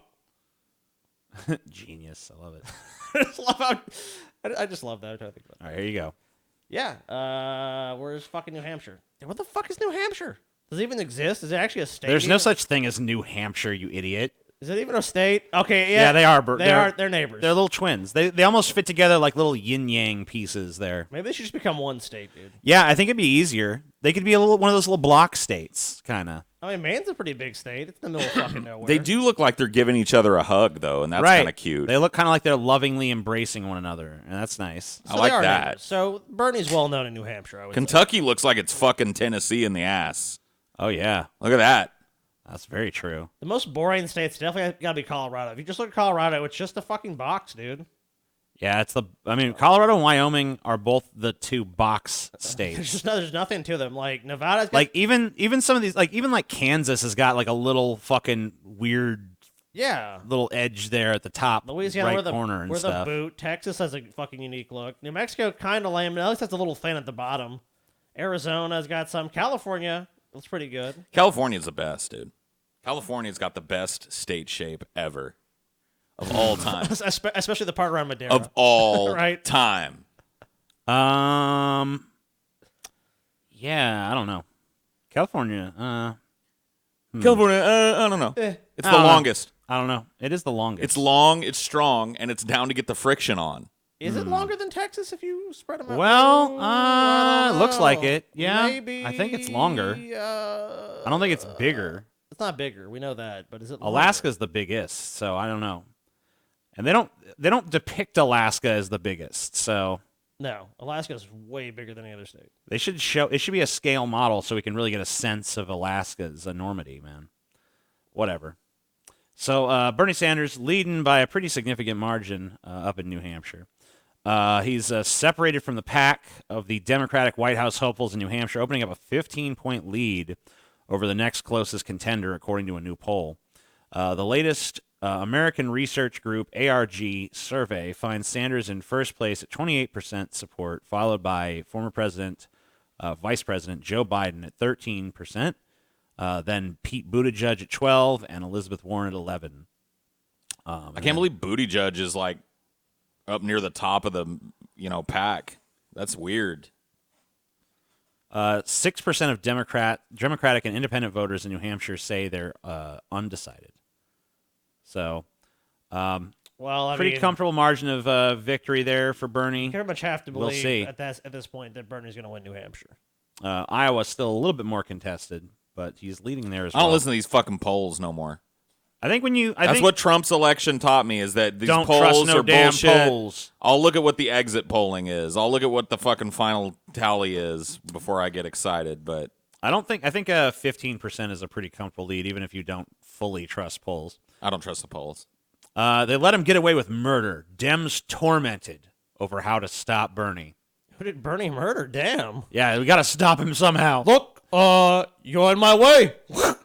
You know what I mean? The party establishment is caught in a catch-22. With Bernie Sanders gaining steam a week before the Iowa caucuses, tormented Democrats are second-guessing what they say was a hands-off strategy against the Vermont senator in the 2020 primary. They fear a repeat of 2016 is in the making, when mainstream Republicans scoffed at the idea that Donald Trump could ever win the nomination until he became unstoppable, only this time from the left. The Republican money people were laughing at Trump when he came down that escalator, and they kept laughing at him for way too long until, holy crap, he's winning primaries, Matt Bennett, co-founder of Third Way, told Politico. Bennett said he's attempted for weeks to find an organized effort to combat Sanders' rise, so far to no avail. What I fear is one will emerge too late, as what happened with Trump. The Third Way is basically an anti-Sanders group that's out there trying to restore, or I don't know, keep the Democratic establishment as it exists in power. That's like really what's at stake here. It's like, well, he's got this genuinely progressive agenda. How are we going to remain this center-right wolf in sheep's clothing that supports the fucking establishment at every turn? How are we going to do it? How are we going to continue to pretend that we're progressives when there's an actual progressive at the head of the party? Swing states have a higher concentration of swing voters. We need a nominee who draws them to the Democratic column, says Rahm Emanuel, the former Chicago mayor and chief of staff to Obama. Sanders' theory, like Trump's for the right, is based on the notion of a higher turnout of infrequent voters. Sanders is in a strong position based on recent polls to win Iowa and then New Hampshire. A 1-2 punch in the first two states could make him hard to stop. Joe Biden's firewall, his popularity among African Americans in South Carolina and other southern states, would face a severe test. But the Democratic establishment is in a catch-22. Attack Sanders and risk galvanizing his supporters and turning him into a martyr of the far left. I mean, that would definitely happen. I could just tell you right now that it would happen. That's what it's already happening to. I mean, like that's what happened in the last fucking election cycle. Right? Why do you think Sanders is still around? Like, if you guys hadn't fucking fucked him in 2016, you guys butt fucked him so fucking obviously that it was impossible for people to fucking deny that it happened. Remember even Elizabeth Warren had to fucking admit it at one point. Dude, remember the states that Bernie won, and they're like, who do we nominate? Hillary Rodham Clinton. It's like, this is a shit show. Even the states that fucking Bernie won, he didn't really win. What was it, Virginia, where he won every single county, and then they declared for Hillary? It's Hillary! Hillary! They love Hillary! Yeah, this isn't rigged at all. I mean, come on. Every county said Bernie, but the state at large says Hillary. somehow. And of course, there's states that Hillary legitimately won, of course. And I mean, and they Using support the her. super delegates to fucking Oh yeah, I remember that. It was like nullify Sanders' victories. They had 2 counts. Remember, they had the ones that had basically caucus with Sanders, and it was like 128, and Hillary was like 1,030, like 300. So it looked like Hillary had just won already before the election, before even most of the primaries had occurred. Yeah. So yeah, the Democratic establishment not liking this new turn of events here. Not liking that Bernie's starting to fucking, and pretty dominantly too, at least in that poll, if it's to be believed. He's doing pretty comfortably in Iowa. It's not as comfortable a margin of victory, but in New Hampshire, it seems like really just surging and way ahead of everybody. Well, it's in the same way that a lot of Republicans had to be in lockstep with Trump. The Democrats just don't have to do that shit if Bernie gets elected. That's like to them a nightmare. Like, oh shit, we're gonna have to fucking play along with these actual progressive policies, like which they don't want to do at all. Clearly, Sanders' surge worries some Democrats, but they fear a push to stop him would backfire. and they're completely right. Top Democrats are increasingly alarmed that Bernie Sanders could gain unstoppable momentum from the primary voting that starts next week, but they also fear that any anti-Sanders effort would backfire, and that has significantly sidelined any significant Stop Sanders effort for now. Even the hint of an organized anti-Sanders movement would risk alienating the Vermont senator's sometimes belligerent supporters and play into claims that the process is rigged, quote unquote. What plays into that? Well, I love how the Bernie Sanders belligerent, no quotes. Bernie Sanders supporters, belligerent, horrible people. Process rigged, in quotes. It's not really rigged. No. They just think the process is rigged. Can they explain to me why the number of lobbyists outnumber the number of lawmakers by a margin of like 10 to 1, and that many of those former lobbyists are actually members of the very body they're lobbying and have relationships with the people that they're lobbying, and the amount of money that's spent in the billions of dollars overall lobbying these people to make decisions on behalf of fucking giant corporations, but the system isn't rigged.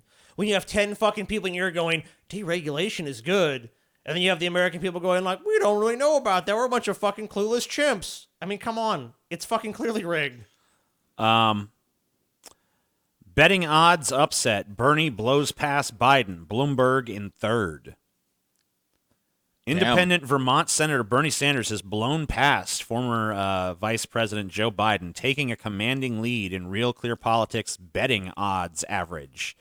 Sanders, who just 17 days ago trailed Biden by nearly 10 points, now leads the former vice president by just under 4 points. Sanders' betting odds are figured at 38.1, with Joe Biden's 33.4 points behind at 34.7.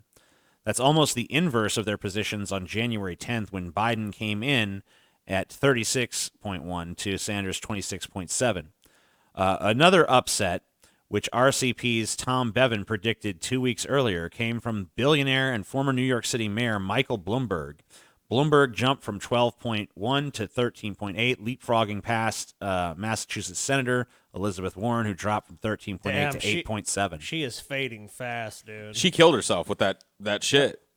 Yeah, that attack on Bernie really backfired. And then the way she dealt with it, and then the way that the little after thing came out, and she's just I think you just called me a liar on national TV. And the corporate media tried so hard to prop up Warren, but there's just nothing they could do at this point. They've lost so much influence that it was transparent at what it was. Like, it's just a bad impression. It's an all-around bad impression that she gave people, and that's why she's fucking dipping in the polls below Bloomberg, though. Bloomberg, yep. That's weird. I mean, I know he's got a ton of establishment money to throw at this thing. He's got plus he's got his vast personal fortune. And he has just the fact that he is a fucking goddamn centrist. He's just another centrist candidate that people go, oh yeah, he's gonna work with both sides. Kind of bullshit. The only one I didn't want her to pick, in secret recording, Trump admits fear of Clinton picking Sanders as VP in 2016. I had no worry about that. In a nearly 90-minute audio recording of a private dinner that took place with numerous individuals and President Trump in 2018 was made public Saturday evening by the legal team of Lev Parnas, a close associate with the president's personal attorney, Rudy Giuliani. The president can be heard saying, "Take her out," in reference to former U.S. Ambassador to Ukraine, Mary Yovanovitch, a key witness to the impeachment trial now in the U.S. Senate. Well, Lev Parnas is one of the dudes that was arrested. Yes, for, he's one of the goons. So this is Giuliani's in defense goons. of himself criminally. He's releasing all this secret tape he has on Trump. Yes. Trump also says in the recording that he was relieved he didn't have to face off against Senator Bernie Sanders in the 2016 election. Listen to the audio recording as released by Vice. Trump begins speaking at approximately 2 minutes and 28 seconds. We're not going to listen to it because it's almost impossible to understand what's being said. Gotcha. It's really terrible audio quality, which you would expect from a secret recording, I guess. I like this next paragraph, dude. The recording, according to CNN, was made by another Giuliani associate, Igor Fruman, which is his little goon buddy, and shared with Parnas shortly after the dinner, according to Bondi. Fruman's attorney declined to comment. Only the first 3 minutes of the tape include visuals, and Trump can be seen briefly when he approaches the rectangular dining table set with red bouquets of flowers. The remaining portion of the recording is only audio. The conversation involving Ukraine begins at 40 minutes, blah, blah, blah, blah, blah. But I'm more interested in the Sanders part. Trump on secret recording. If Bernie had been VP, it would have been tougher. I got 20% of Bernie vote because of trade. He's a big trade guy. Had she picked Bernie Sanders, it would have been tougher. He is the only one I didn't want her to pick. Well, her ego would not allow reaching her hand out to the other populist or the actually only populist and going, "Hey, be my VP." Of course. There's just no way that Hillary Clinton was doing that. I mean, she was just venomously trying to destroy him.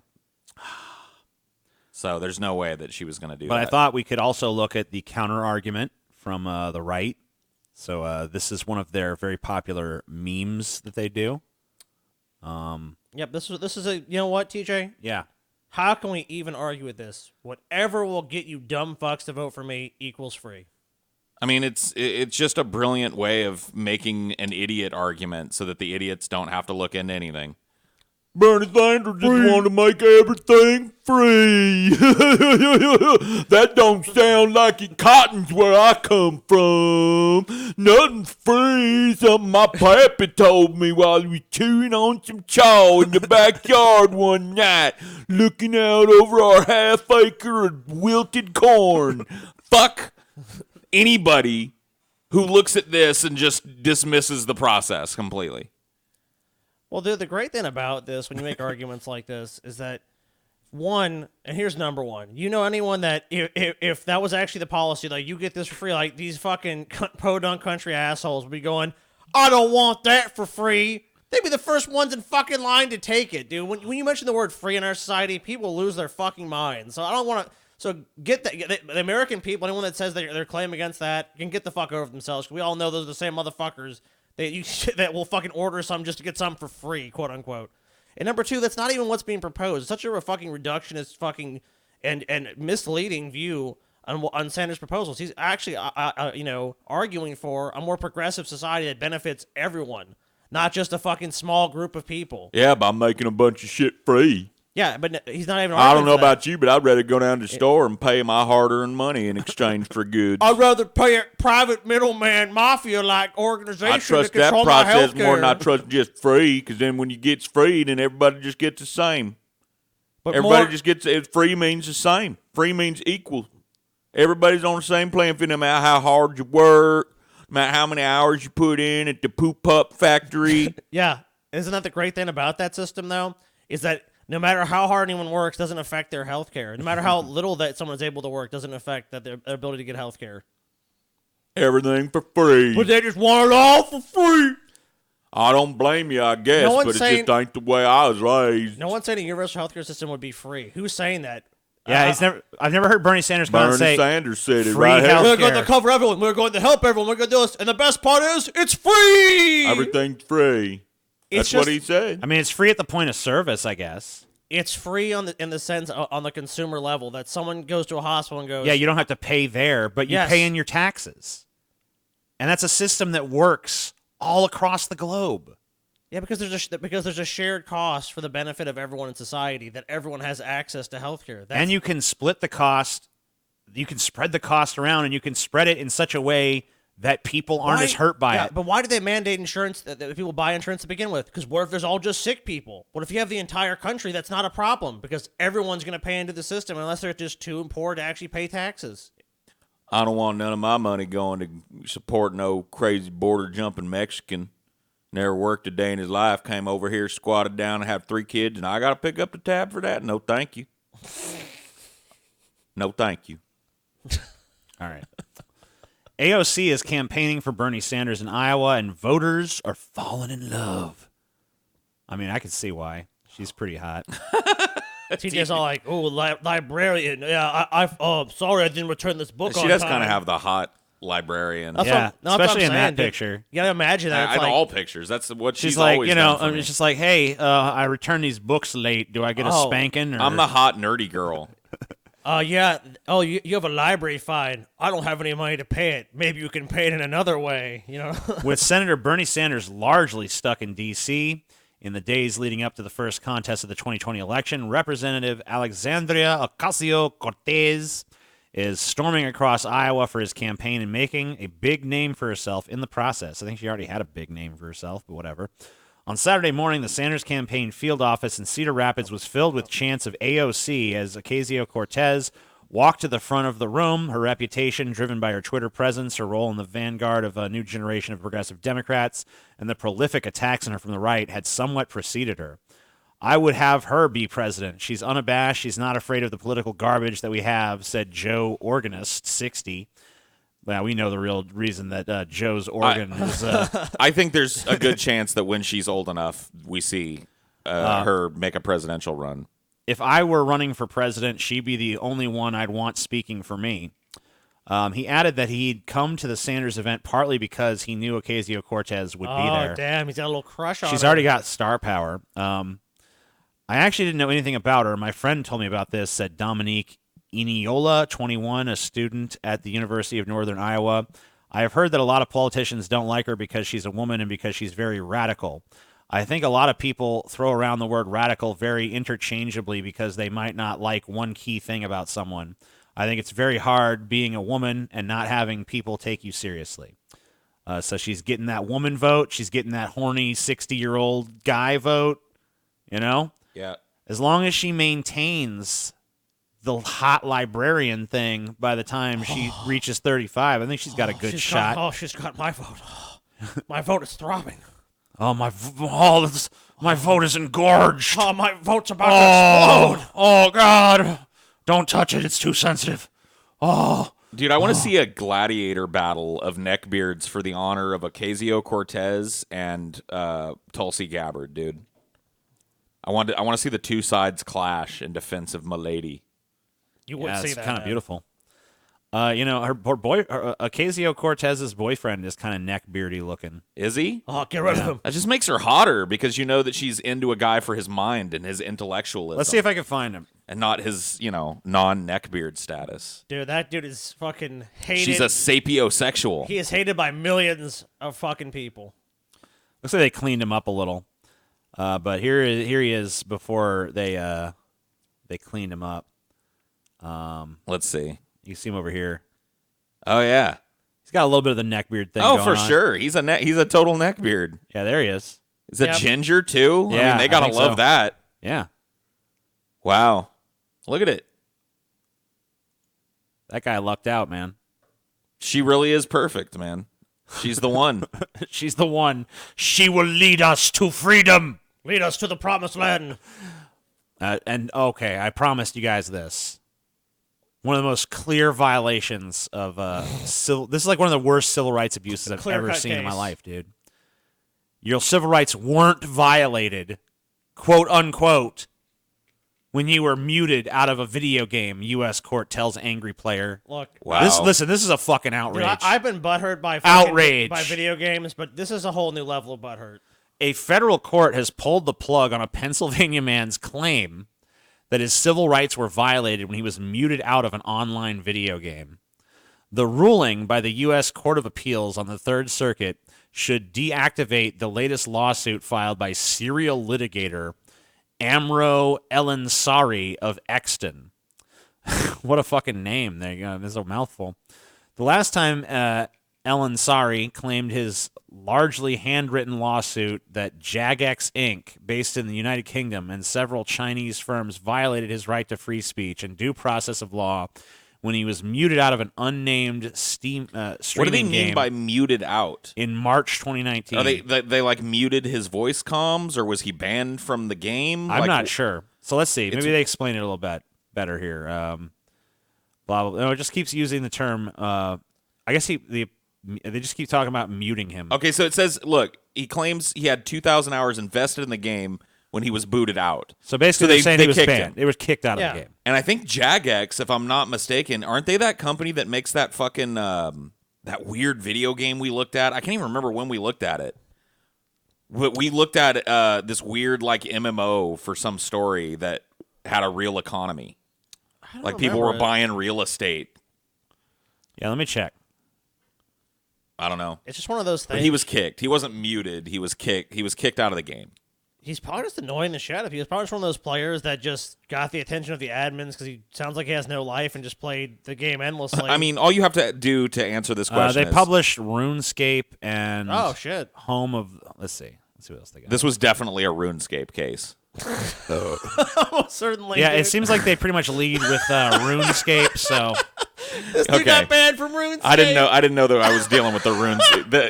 You don't even have to read the other ones. This was over RuneScape, This was guaranteed. Like this guy's going around every fucking female character of the game like, Chip's hat, milady, you know, like, care to go on a quest with me?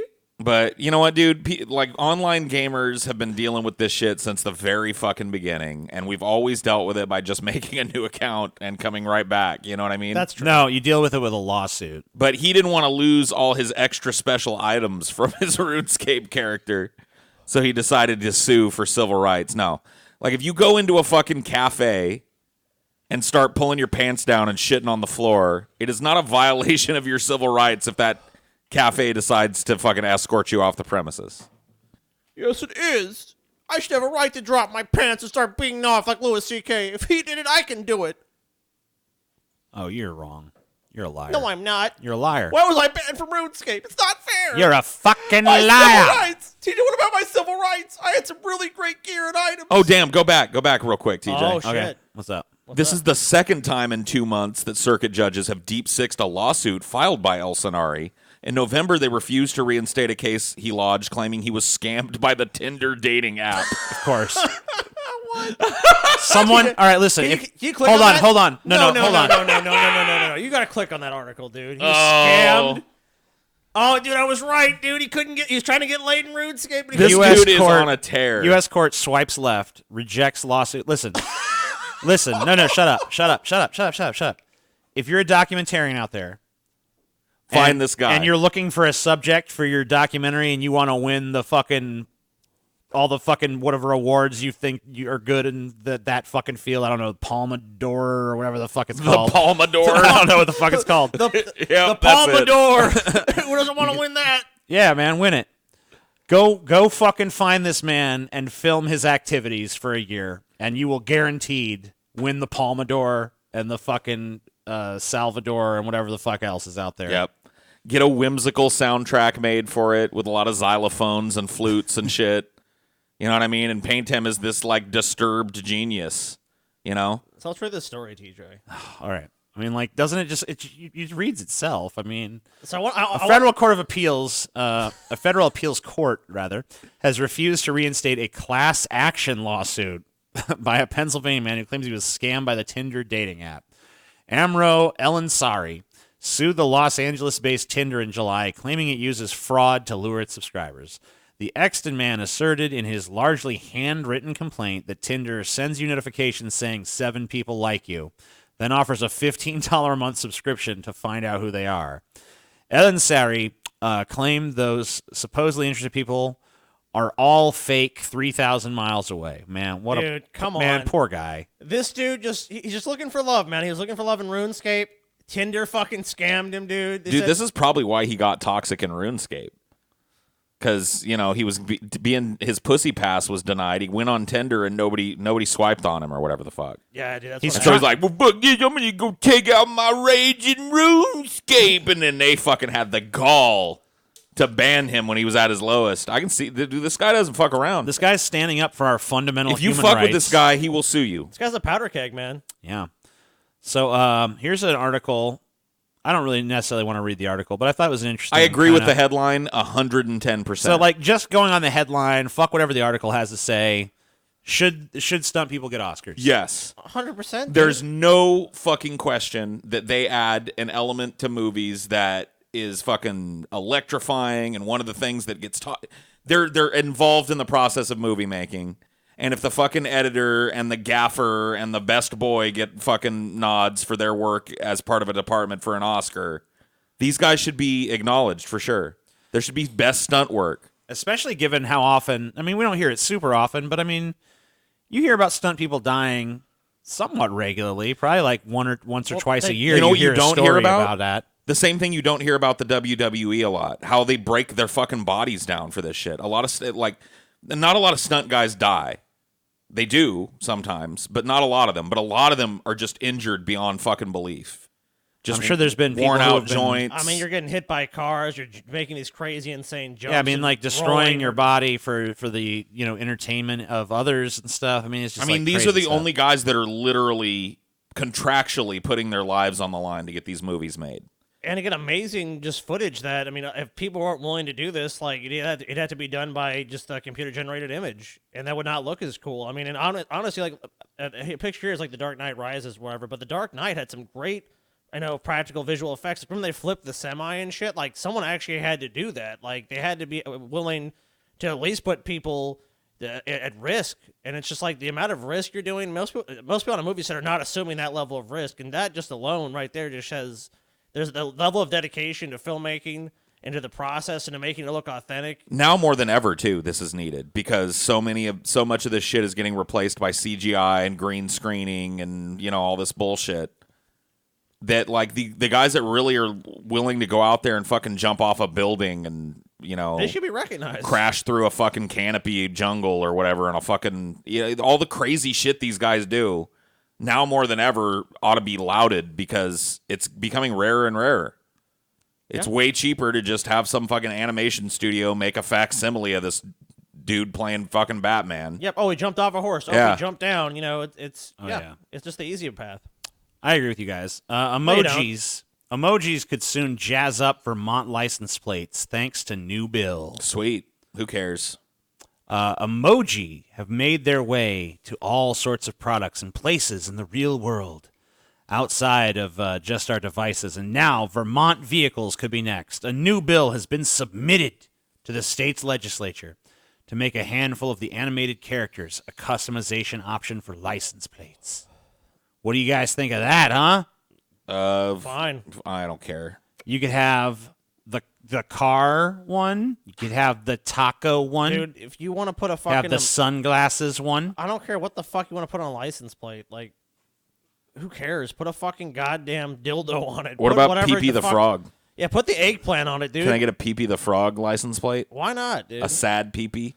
I want a sad Pee-Pee, a cool guy emoji, and an eggplant, and then drops of water. That's going to be really difficult. The Paul's like fucking leads the police on a chase. Like, we've got eggplant, Pepe, Yep. water. Sad Pepe, not happy Pepe. Yeah, Run yeah. it again. Fuck, dude. We got him. It's like, no, God damn it, that's Happy Pepe. What have I told you? Different plate. It's the smiley face with fucking sunglasses. Run it again. It's the poop one. Run the poop one.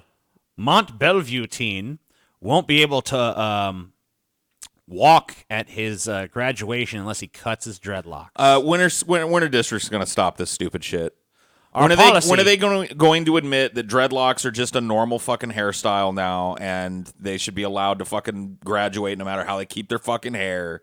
This But is listen, stupid. Our policy limits the length. It's been that way for 30 years, Paul. 30 years. Yeah, it's been wrong for 30 years. Who are you going to argue? Wait, how are you going to argue with 30 Tomorrow, years, Paul? The Barbers Hill I just ISD did. student who is refusing to cut his locks will be God. on the Ellen DeGeneres show. Great. Yeah. He's going on Ellen DeGeneres. It's going on Ellen, I guess. This guy's going to get his fucking diploma.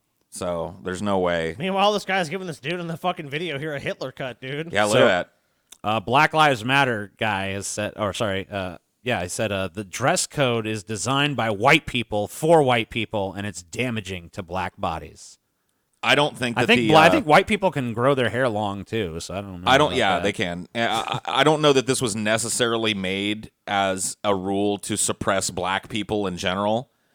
Keep in mind that white dudes aren't allowed to grow their hair out long at the fucking school either. So, it's more about just oppressing somebody's choice and how they keep their hair. Well, around here where we grew up. So the district says it's not about race. They said there is no dress code policy that prohibits any cornrow or any other method of wearing the hair. Our policy limits the length. Yep. It's been that way for 30 years. And they've had it around here, and it's at least now in this state, it's gone to the Louisiana State Supreme Court. I think probably the Fifth Court, which is based in New Orleans, the Fifth Federal District Court or whatever it is, and they've lost every time. They paid people because it's a stupid rule. Well, no, I'm saying like the people challenging it have lost every time. Actually, there's the people that said for religious reasons, like a Native American person went up there. No, I said nope, doesn't matter. Like the only way, ridiculous. The only way this rule and the way they get it passed is that it's not saying it's not telling you what kind of hair you can have, but it's limiting the length. And it doesn't matter who it is, and that's why it's illegal, because it can apply to every person. It applies. When to I every went to person. high school around here, but only to male students. When I went to high school around here, I showed up from. I had been in school in Washington, and then I had to go to school here, and I had grown my hair out in Washington because the schools in Washington. Apparently, they don't prohibit anything. It doesn't happen. For some reason, long hair is not an impediment to learning there. At the school, but I guess here it is. At that school you went to, I remember going there. They had people with giant mohawks, and just no one cared what anyone's hair was. Right. So then I had to. They're like, okay, you got to cut your hair. So I basically cut it to the longest I was allowed to keep it, which is basically like it can't touch your shoulders. Right. So it was your collar. Yeah. Well, I had it to my shoulders, so they never said anything. But I mean, that's basically the limit that most places set. So you can't, but only if you're a male student. They don't care if women grow their hair out. That's fine. See, I didn't grow up with none of this bullshit. You could have whatever hair you wanted to have in school. The only thing that was restricted in my schooling was like sports team shit. And that was ostensibly to stop gang members who would often choose a sports team as a representation of their gang. There was never any of that at our schools. They didn't give a shit what fucking. So you could just wear whatever sports team you wanted, whatever colors you wanted. Yeah, there was none of that limitation because I guess there wasn't really a gang problem. I mean, there's gangs in Louisiana. I guess. Well, maybe there are, but there's hella gangs in Louisiana. I guess that they didn't feel like it was enough of a problem to. But the long hair, though. That was a threat. And I was told when I questioned it that it was distracting to other people. I mean, basically, if I went to class and I had long hair, how could anyone else in the class even focus on anything else other than my long hair, right? Sir, I'm trying to learn algebra. I'm trying to learn algebra, and this long-haired hippie is near me, and I can't do it. I just can't stop thinking about his fucking golden locks. Have you considered you're maybe gay? How am I supposed to gangbang with all my other sports team gangbang members? This guy's long hair in my face. It's really distracting as fuck. I can't even think straight anymore. Oh, God. All right, this is stupid. Just show me a positive correlation between, shorter hair and success or, intelligence, anything. There isn't any. None exists, probably. News Corp launches news with it's stories. Like they're trying to be the evil dystopian corporation. We'll just spell it a different way. That way it won't have to conform to what people expect of news. It's not news, it's news. News. Yes. Well, I read it on the news, which doesn't have, it's not the same thing as news, all right? It's news. You're in the news, TJ. Oh, yeah. Rupert Murdoch's News Corp says it's trying to battle fake news and social media clickbait with news, its own curated headline aggregation service. The company's new news.com site, a text-heavy agglomeration? I've never heard that word before. That has already drawn critiques for its cluttered design. What are you talking about? Let's take a look. No. What the fuck is this? No, cluttered. Come on. This makes me want to have a panic attack just looking at it. Oh my god. What do I read first? What do I click on? Oh god. There's so many links. So many stories. Scroll down a little bit too. It's not just this. This is information Keep going. overload. Look at this shit. Oh, what do I look at? Where do I go? Where do you look? I mean, really, that's a legitimate question here. What's worth my time and what isn't? What do I do? much. What do I do? Jesus, what a nightmare! It's like, and just go. Look at it. Look at it. He's still going. It's like I'm that at the old bottom, saying finally. goes, dude. If you can't dazzle them with brilliance, baffle them with bullshit. What's this news shit? It shouldn't be search the canoes. This is a baffling. I mean, is the app better? Is the app any better than The this? app looks exactly the same. It's just a news aggregation site, right? Right. Yeah. That's all it is. And They're it's just trying- taking other people's stories and putting it under. There's no stories like this is a news exclusive. This is just a headline aggregator, much the same way the Drudge Report is. And besides really those top and this two, is attempting to, I guess, compete with the Drudge Report. I don't know. is there even more? So you can click, like, look, if you go to like if it says Trump signs trade deal, are there arrows where you can look at even more stories in that fucking airspace on the site? What here? Like the arrows here or this? So look. It says Trump signs trade deals. You see on the far left side of the screen where you're looking right now. Yeah, there's arrows pointing left and right. Trump Click takes on- victory lap with USMSC. I think it's just It's related stories related to shit. See full coverage. Just all the different places and how they've covered an event. And they also have sections up here, so you can go just the politics. You can do national, you can do world, you can do business, you can do science and tech, and then you can do life. Life. What's the top life story up there? Aspiring actress testifies that Harvey Weinstein assaulted her. How's that life? I don't know. I mean, that's life for her. And Yeah, Harvey Weinstein, right. I guess. So it's basically just you take one news story, and then you just have every source that reports this. So this one should be other people's lives, is really what it should be labeled. Yeah. The lives of people more interesting than you. Yeah, it looks like it's mostly celebrities and stuff. Tech and science. Click on that. What's the top story in tech and science? Top story in tech and science. 2 satellites we're actually going to cover that a little later. Will be within alarming proximity to each other Hey, over TJ, Pittsburgh on Wednesday. Scientists discover why stress turns hair white. That's Cool. what you know. Hey, I might start using this site. Yeah. I might start going to the canoes Me to get too. my Me overlook. too. I actually did pull a few stories from it. Honestly. You pulled from the canoes? I did. Damn, TJ. Damn. Proof is in the pudding. I didn't like it when I first saw it, but now that I've been programmed by its endless garbage glut vomit of information. The canoes knows you better than you know yourself, Paul. Click here. Yeah, I did find I think they just need to de-uglify it a little bit because I'm not fundamentally against Piss yellow it. is not a good look. Yeah, they got to get rid of the piss yellow. I think they need to learn a little something from the Drudge Report and kind of condense that shit down a little bit more too. I don't know. I kind of like that they just upped the ante on the Drudge Report. Yeah, it's like He's got three columns. Let's do 8. News everywhere, you piece of shit. Like that's a call out to Drudge. It's like, oh yeah, you think you're an unreadable fucking assault of biased information? Well, here you go. Blah. I think they should. We got all Hey, the biased you know what? information in one spot. I have a suggestion for the canoes, honestly, and I'm gonna pronounce it canoes. Yeah, because that's what it is. It's the canoes. I think they should let you just change this color to like whatever you want, like customize it. Like I should just be able to be like, okay, it's purple, okay, it's green, Well, okay, it's whatever color I want. I want a low light setting that's just black and white. No, I'm sorry, guys. YouTube and PTSD. Oh, hold YouTube on. moderators. All right. What Well, I'm the opening fuck it. is this? YouTube moderators are being forced to sign a statement acknowledging the job and give them PTSD. Oh God.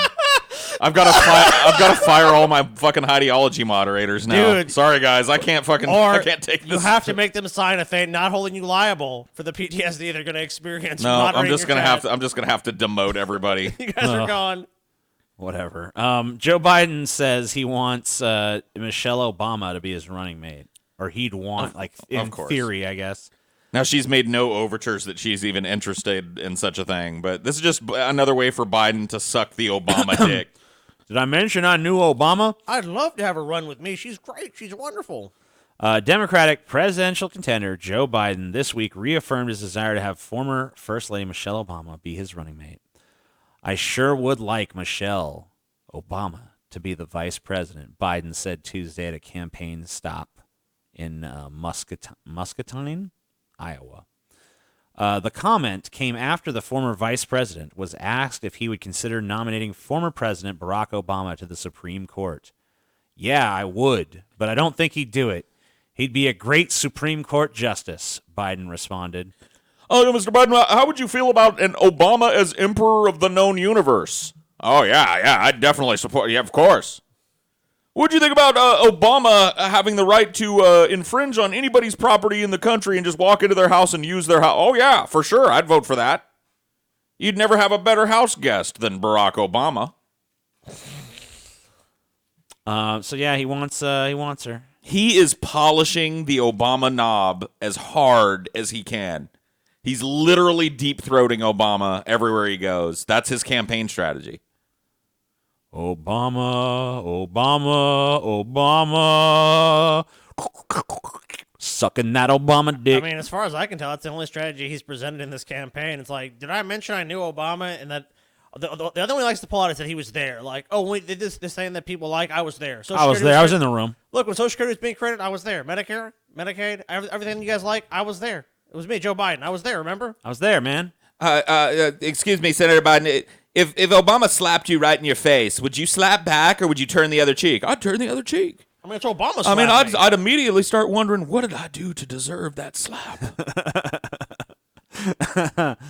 A YouTuber admitted to faking his girlfriend's death to promote their joint channel. Senator Biden, if Barack Obama whipped his whole dick out, we're going back to that. Okay, slapped you in the face with it, what would you do? I'd suck that dick. I'd suck it. It's also good to know that William Shatner divorced yet again. Oh, poor William.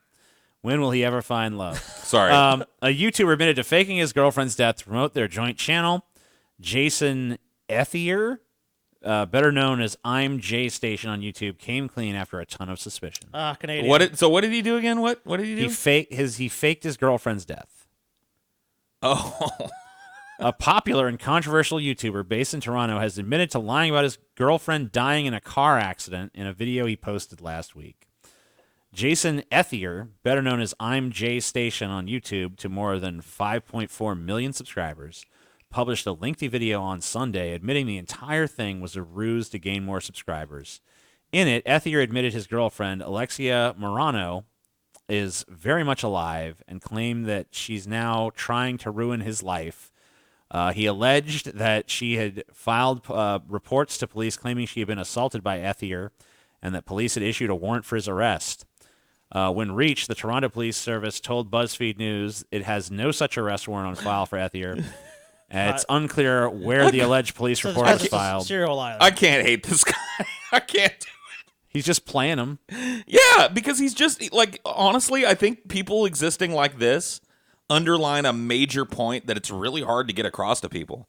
Like, when you have unlimited reach and unlimited ability to say whatever you want in a pretty much consequence-free environment, there's a lot of people doing this shit. Don't believe every fucking sob story that you hear on the fucking internet. He's like a teacher. He's teaching why he faked his girl. You can't even keep it together, dude. I'm sorry, I miss you so much, Alexia. Please. And he's just like out of one eye, he's watching the super chats rolling. I fucking love this shit. This was her life dream. Her dream was to get 1 million subscribers. And we were so close, you guys. You guys can make that happen. Please make that dream happen. Her dream was to have lots of YouTube fame and money. Her dream to be rich forever. Please give it to me. Doesn't have to die with her. You can die with me. I'll be a good caretaker of her desire to be rich.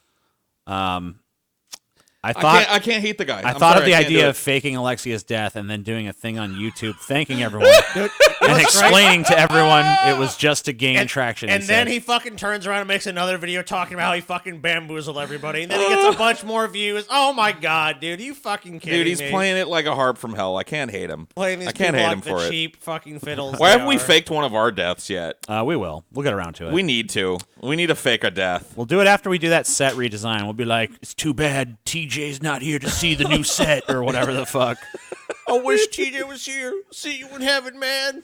Dude, people would lose their shit if we faked your death. Amy Klobuchar helped jail teen for life, but case was flawed. All right, let's hear about this. Fat bastard, the amazing atheist, is, quote, very much alive, according to sources. We're just rolling in money over here. Million views a video. Oh, shit. Why haven't we done this? TJ! Sorry. I keep jumping back to TJ! We missed I keep misinterpreting when you're done. I'm just Sorry. It's just like the last couple of stories have captivated me a little bit. All right, we'll get captivated by this teen that got gaffled up by Amy We'll Klobuchar. fucking rename DFF like the TJ Memorial Podcast. We'll talk about it. Well, we got to plan it out. We got to leave some surprises. We'll get for one the of these fucking audience. headstones made for you with a horrible, hideous picture. There you go. We'll put it in the background. All right. I'm sold.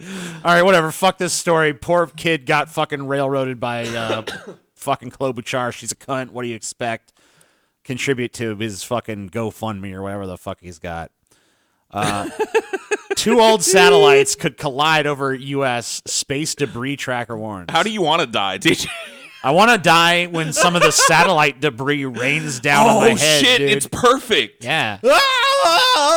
So these 2 satellites are going to collide, or potentially collide today. Maybe it's already happened, or maybe I don't even know. Above Pittsburgh, I guess, according to space debris tracker Leo Labs. All right. So this is a big deal, I guess, because I guess that this can set off like a chain reaction of debris. You know, like you could actually get to the point where there's so much debris colliding and crashing into each other in orbit that it becomes impossible to get anything through it, or at least more difficult. I forget what the name of that theory is called, but hopefully this doesn't happen, I guess. Although maybe it's for the best that it does. I'm just glad that keep us locked on this humanity planet. trashes every space that we occupy. Yeah, it's like we can't even keep our orbit clean. Little did he know that this clip from Flash Fried would become a portent for the future. As the next day, T.J. Kirk was smoking a cigarette in his backyard when a giant flaming piece of satellite hit him right in the head, killing him instantly. Wow. What a tragedy. What a fucking tragedy. Tragedy for you. Chipotle fined $1.3 million over thousands of child labor abuses. Like 5-year-olds scrubbing dishes in the back? I don't even understand this one. All right, so Chipotle was hit with $1.3 million fine over more than 13,000 child labor violations at its Massachusetts restaurants, the state attorney general announced Monday. Attorney General Maura Healey ordered the largest child labor penalty ever issued by the state against the Mexican restaurant chain after finding an estimated 13,253 child labor violations in its more than 50 locations. Chipotle is a major national restaurant chain that employs thousands of young people across the country, and it has a duty to ensure minors are safe working in its restaurants, Healy said in the statement. We hope these citations send a message to other fast food chains and restaurants that they cannot violate our child labor laws and put young people at risk. So here's what they did. Or they'll have the to fine. Or you know what's going to happen, TJ? What? They're going to get a nice little slap on the wrist. Yeah, the fine. I'm sure because I'm sure Chipotle barely made over 1.3 million last year. I'm sure these locations barely did that, dude. 50 locations of Chipotle restaurants. They made fucking probably $100 million. The fine detailed that Chipotle had employees under the age of 18 working past midnight for more than 48 hours a week. Teenagers told investigators their hours of work were so long that it was preventing them from keeping up with their schoolwork. The company also regularly hired minors without work permits. So just like outright fucking just having kids working what amounts to a full-time job plus. Yeah, it's 48. I mean, the average work week is 40 hours. So listen to this. 48-hour work weeks, working past midnight. So, fast casual chain restaurant Chipotle Mexican Grill had an average sales per store of $2 million in 2018. So basically, 50 stores. I was right. $100 million fucking dollars. They basically fined them for the profit about of 1%. One store. About 1% of that money. Or is that gross or net? That's just what they make. That's their average sales. It's not their profit. Okay, so that's not profit. But take that. But $100 million. So let's say they made about $100 million there. And then $1.3 million.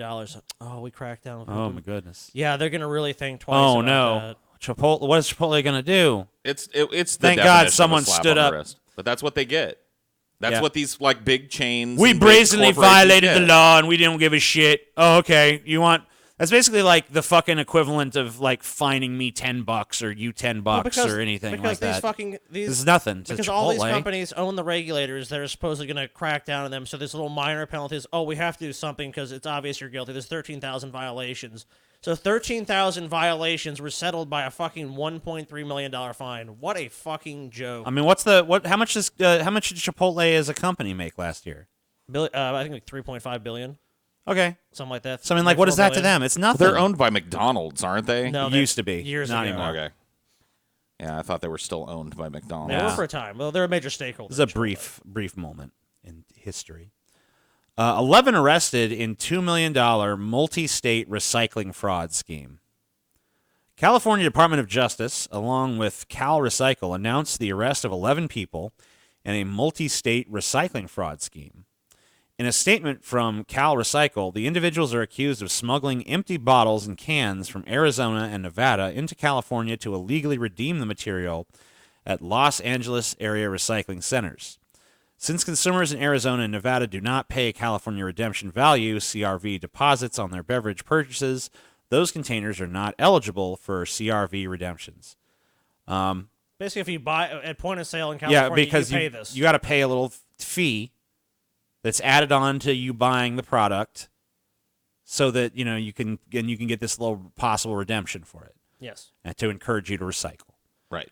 But at the same time, like, doesn't this encourage? Aren't these guys recycling in the process of this? Isn't that a good thing? Yep. They're just trying to make money doing it. That's the problem. Right. You can, you're not allowed to try to make money in the recycle. I mean, like, come on, let them fucking recycle.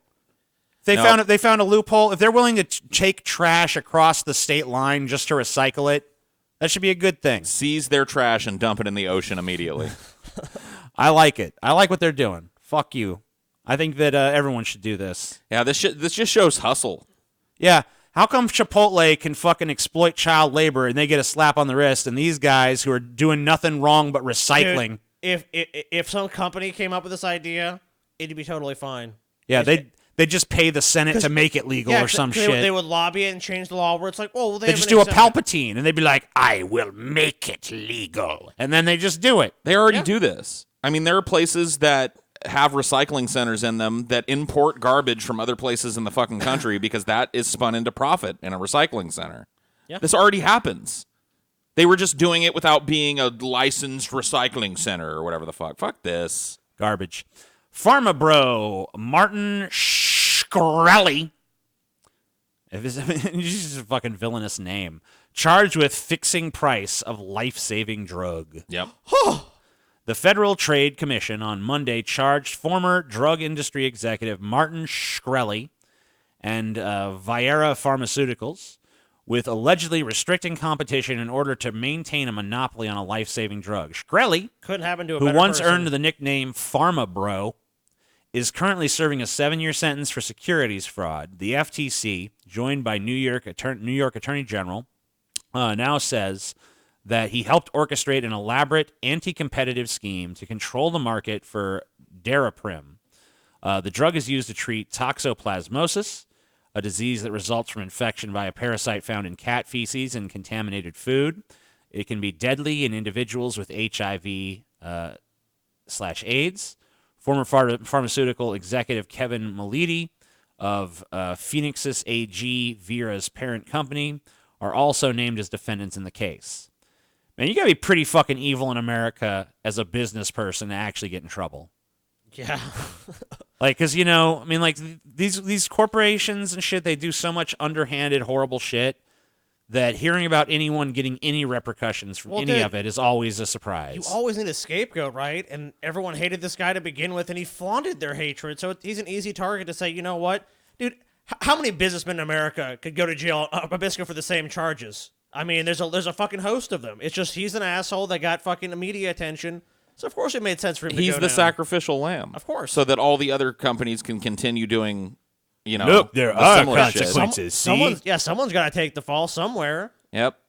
Yeah, they got the bad guy. Don't worry about it. Basically, Shkreli, he jacked up the price of Daraprim from $17.50 a tablet to $750, an increase of more than 4,000%.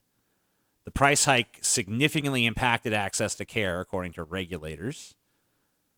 Oh, wow. Yeah, I can't believe it. I can't believe in our flawed fucking healthcare system that would happen. You know why they increased the price? Because no one's going to fucking pay that price to begin with. Because an insurer is going to negotiate the price and then leave the consumer on the line for thousands of dollars. But at the same time, the company still makes a huge profit. Because before, if they're charging you $750 or $1,750, they're only going to make so much. But if now it's $1,700 arbitrarily, because it's not costing the company more to manufacture the drug. It's pure fucking greed. It's fucking most distilled and finest form. It's just a smokescreen, though. This is just a mass media smokescreen to make people think that they're doing something. We're out there fighting against this when this is just business as usual at a ton of different American corporations across a wide spectrum of fucking product. It's just anti-competitive measures are part of how these people do business. Repetitive paying of fines while they continue to violate the law is how these companies do business. They paid another fine. They paid another fine. Oh no. And I think that's it. That's it? That's everything. We made it? We made it. Holy fuck. We did it. Damn, you know what I have to say I'm disappointed in this one, TJ. No trailers, dude. You failed us. I know. Why were there no trailers? I'll go find you a Yeah, damn well, trailer. I demand a if trailer. you really What's the demand newest some trailer kind that's of out trailer. right now? People demand a isn't trailer, one. TJ. There is Okay. one. Go to There is the- one. All right, hold on. Go to There's the big always mo- a trailer. Go to the big movie trailer sites, TJ. All right. There's always a trailer. There's a trailer for a show, a game, or something. All right. There's always a brand new trailer. All right. Okay. Okay. You got a fucking attitude, TJ? Calm down. Do you have an attitude? Yeah, I do. Why do you have an attitude? This is prime time for trailers. This is when the studios are dumping all their crap. Sure.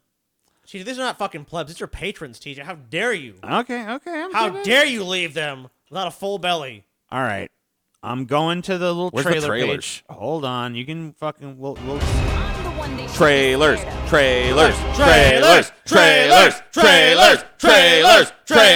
Trailers. All right. Come on, TJ, deliver. All right, here's a trailer that came out 3 hours ago. There you go. But there were no new ones. No trailers. I could see. Each of you on when TJ, you're fucking up again. Man. I'm bringing it up. What's Shut going up. on, TJ? What's going on today, man? Are you I'm all right? putting it up here. TJ, are you okay? Calm down. TJ, you okay? Are you okay, TJ?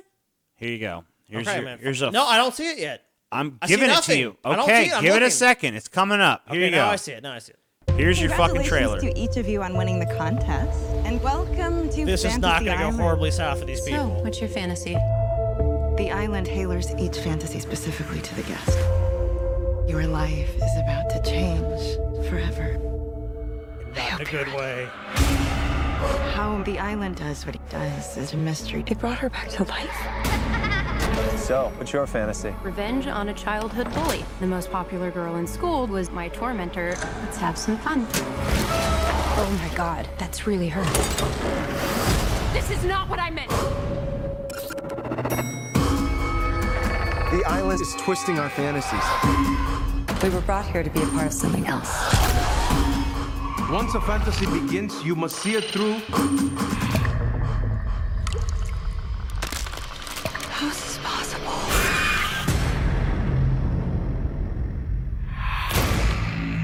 I don't know. It doesn't look too horrible. I mean, it could. Yeah, Might be a competent little film.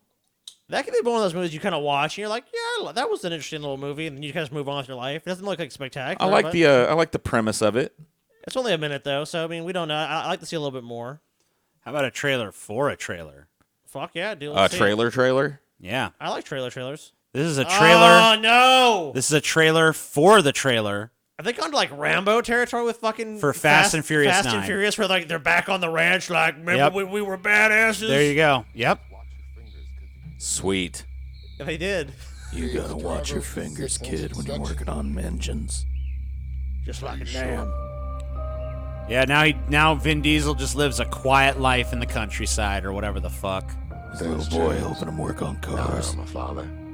I can't live my life a quarter mile at a time anymore. Yeah, they're doing the whole like I'm an old man Yep. now kind of. It's the Rambo Last Blood angle. I'll always be in your heart. I hope God. nothing happens to you. We love you so This much. looks like trash. I sure hope I don't receive a call to action that draws me away from all this. It's not gonna happen. Little Brian, I have a gift for you. Your daddy gave me this. No, I'm gonna give it to you. It's for protection. This kind of heartfelt fucking bullshit is really what I want from the Fast and Furious When movies. you You know? tune into the Fast and Furious, you're expecting a Oh yeah, heartfelt moment it's with these family. it's these quiet moments with family. And They're just you know, cramming all these fucking tropes into one fucking This is scene a fucking too. Hallmark commercial. is what I'll this always is. be in your heart. Here's a fetish totem of your father to always remind you he's here even when he's far away and in lots of danger. Just hold this and you'll be close to a piece of him. Like, how many times have we seen this shit? We need to see it again, Paul. Uh-oh. He's been called to action, dude. Yeah, he's got to go. Is this like the trying to do the Avengers thing? Oh, the trailer. The trailer comes out Friday. Oh, we got to review that Pretty soon. Pretty soon. I almost felt like kind of like a superhero vibe. It's like, dun, dun, dun, Vin Diesel will save the day again. This is going to be the one where Vin Diesel finally wins that Oscar. I'm telling you.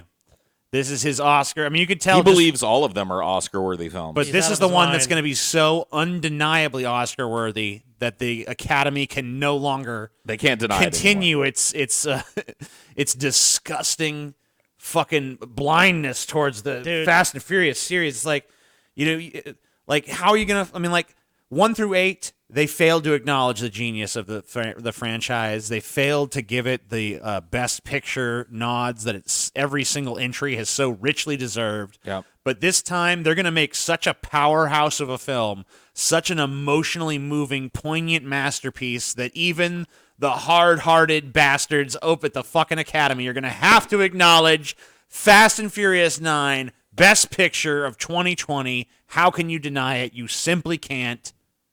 I love how the teaser trailer just shows you a scene you've seen a million times in a bunch of other movies. Yeah, isn't your appetite whetted for more of that?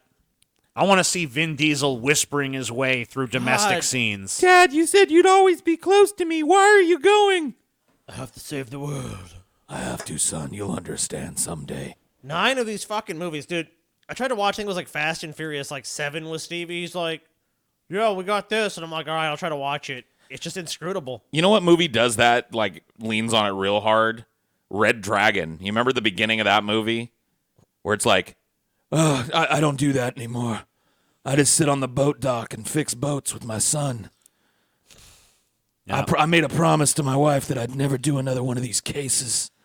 Yeah, and remember the plot for not the last Rambo, the one in fucking Arizona, the one where they're in like Burma or whatever. It's like, I'm done with that life. Right. And then, of course, the woman's like, please go on the adventure with us. Like, all right, I'll go to protect you. That's what the last I'm fucking... done with it. That's what the last Die Hard movie is, too. I was done with I'm done with all of that. I'm done with any movie where the old grizzled badass put that life behind him, but then something pulls him back. I'm done with it. Just don't show me that again. I never want to see it again. You don't want to see it again? You don't want to see, I never want to see it again. The Fast and Furious started as a terrible franchise, and it's only sunk lower.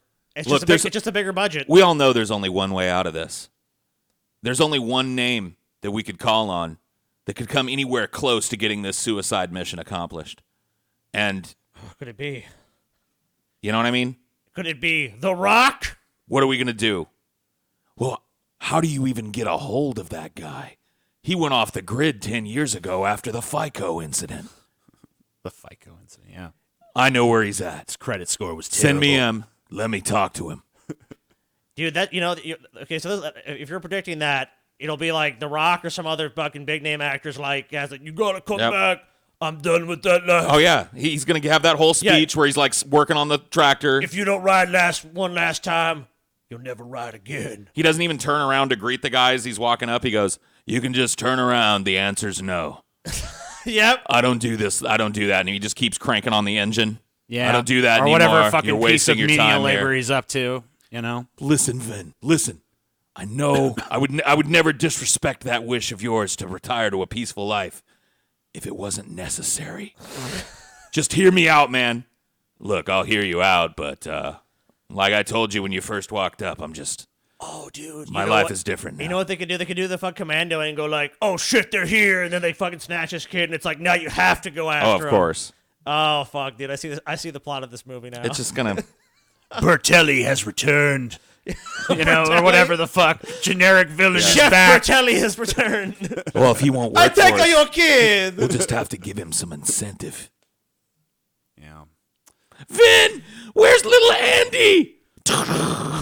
Then do you think they'll have the scene where he gets goes into his garage and starts revving up the car. You know, think they'll have the scene where he like gets his guns out of the fucking hidden compartment or whatever. Goes out in the field and digs up a big box of guns pulls and it ammo out and and pulls it out and blows the dust off of it. Tests it out there in the field. Yeah. Loads it up into the trunk of his car that's all dusty in the fucking garage. Oh, dude, and like the fucking Rick and Morty shit, he's got to put his crew back together and shit. Like a slow motion thing of him washing the car. So it's not dusty anymore, so you get to see what it really looks like underneath the caked-on grime of disuse. Yeah, because, you know, before he goes and saves his son, he's got to make sure his car looks good. Yep. You know? He's got to pull the cover off the car. He has the big dramatic Oh, yeah, the reveal. big with the dust flies up and shit.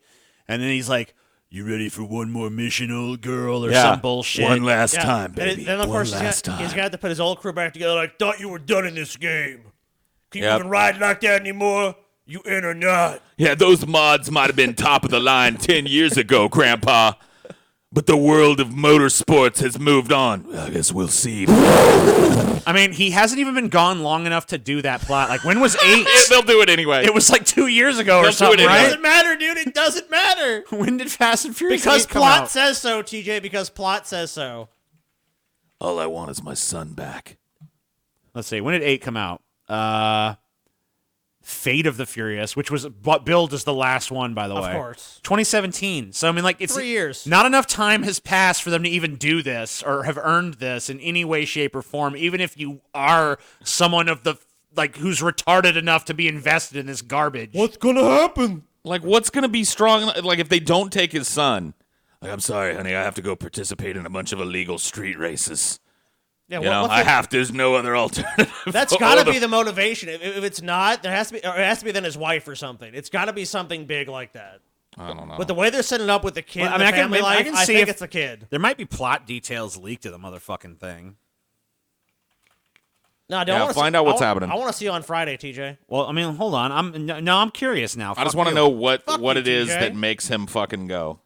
Let's see if we can find any plot details on this piece of shit. What is it that convinces him that he has to leave his quiet life with his one last ride, wife and his son, who he loves more than anything, for one last group of illegal street races and getaway drives? Da da da da da. Blah blah blah blah blah. Nothing out yet? Actress. I'm looking. I'm just perusing. Filming. Have they been tight-lipped? There's already planning a sequel for next year, by the way. Yeah, Of course. Well, There's going to be a million of these. So you have to go with the fucking Furious 10. You have to. I mean, I just can't believe that they've even made it to fucking 9. Because Furious 10 can be Furious X. Yeah, you know what I mean? Oh yeah, that's perfect. Oh, dude, they can do like Vin Diesel's trying to bring back Xander Cage from Triple X. They can do a crossover, dude. Oh, he can play 2 roles. Damn. No, that's way too creative. It's just gonna be. Yeah, you're right. It's just gonna be him driving his car real fast. I'm driving my car fast again. What? Gotta do one more street race, but it's a dangerous one. Because this time they have my. Oh, dude. So it's almost kind of making it like Taken then. If it's his kid. Yeah. One crew has to hit 9 banks in one metropolitan area within a 4-hour window, and I'm the only driver that can get them there. It's a suicide mission, but I have to do it. Hold on. It's like let's TJ's see. striking out here. Hold on. Well, hold on. And hold on. So there's talk of the franchise heading into space. No. But there's no Why one not? No, dude. Why not? All fucking franchises go to space to die. Why not? Fast and Furious Intergalactic. So there's no plot details learned, but several cast members and people behind the creative team have said that they want and that they're willing to take the franchise into space. So maybe this is going to be the one where he's got to go to Mars or something. I know they're doing that with fucking Top Gun. Yeah, they did the space jet. Yep, the Maverick movie coming out. He's going to space. Well, people are looking to space. Dude, I hope in the space movie, Vin Diesel is like, it takes an incredible amount of power to get something off the atmosphere of the Earth and into space. Usually people think it's a rocket that it needs, but they don't know my Betsy. And he just drives it up a ramp and just... He's in space driving his fucking 75 Chevelle coupe or whatever the fuck it is. Yet again, You know what I mean? yet again, way too fucking creative. Way too creative, man. It's not gonna happen. That would be awesome. Maybe I would get back into the fucking franchise if he fucking drove his car. Dude, into they space. need an Elon Musk cameo in that shit, dude. Vin, it can't be done. Look, I've run all the fucking numbers, and it literally is physically impossible. I don't know the meaning of You that just word. have to believe. Neither does Betsy. I don't have numbers, but I have heart. To the moon, man. Furious in space. He can go to the moon base, dude, and battle the fucking big baddie there. Oh yeah. Oh yeah. He waits until the fucking his ascent is stopping, and then he hits the nitrous. You know what I mean? Yeah. I feel it. We Sounds gotta- good. Masterpiece. See, that's why I'm saying, dude. That's the one I want to see. I want to see the one where it just gets so absurd that it's Call me good when again. Call me when they're in space. Call If they me go to when they're in space- fucking space. If they go Vin to Diesel space drives or- into space, I'm done. If I'm they go to down. space or they go to hell, I'm there both times. Yeah, space. Or if it just takes place on Mars, like maybe Vin Diesel is picked up as a slave to mine on Mars, and he's got to get in some crazy Mars car and drive it all. I'll watch that too. Space, Mars, or hell.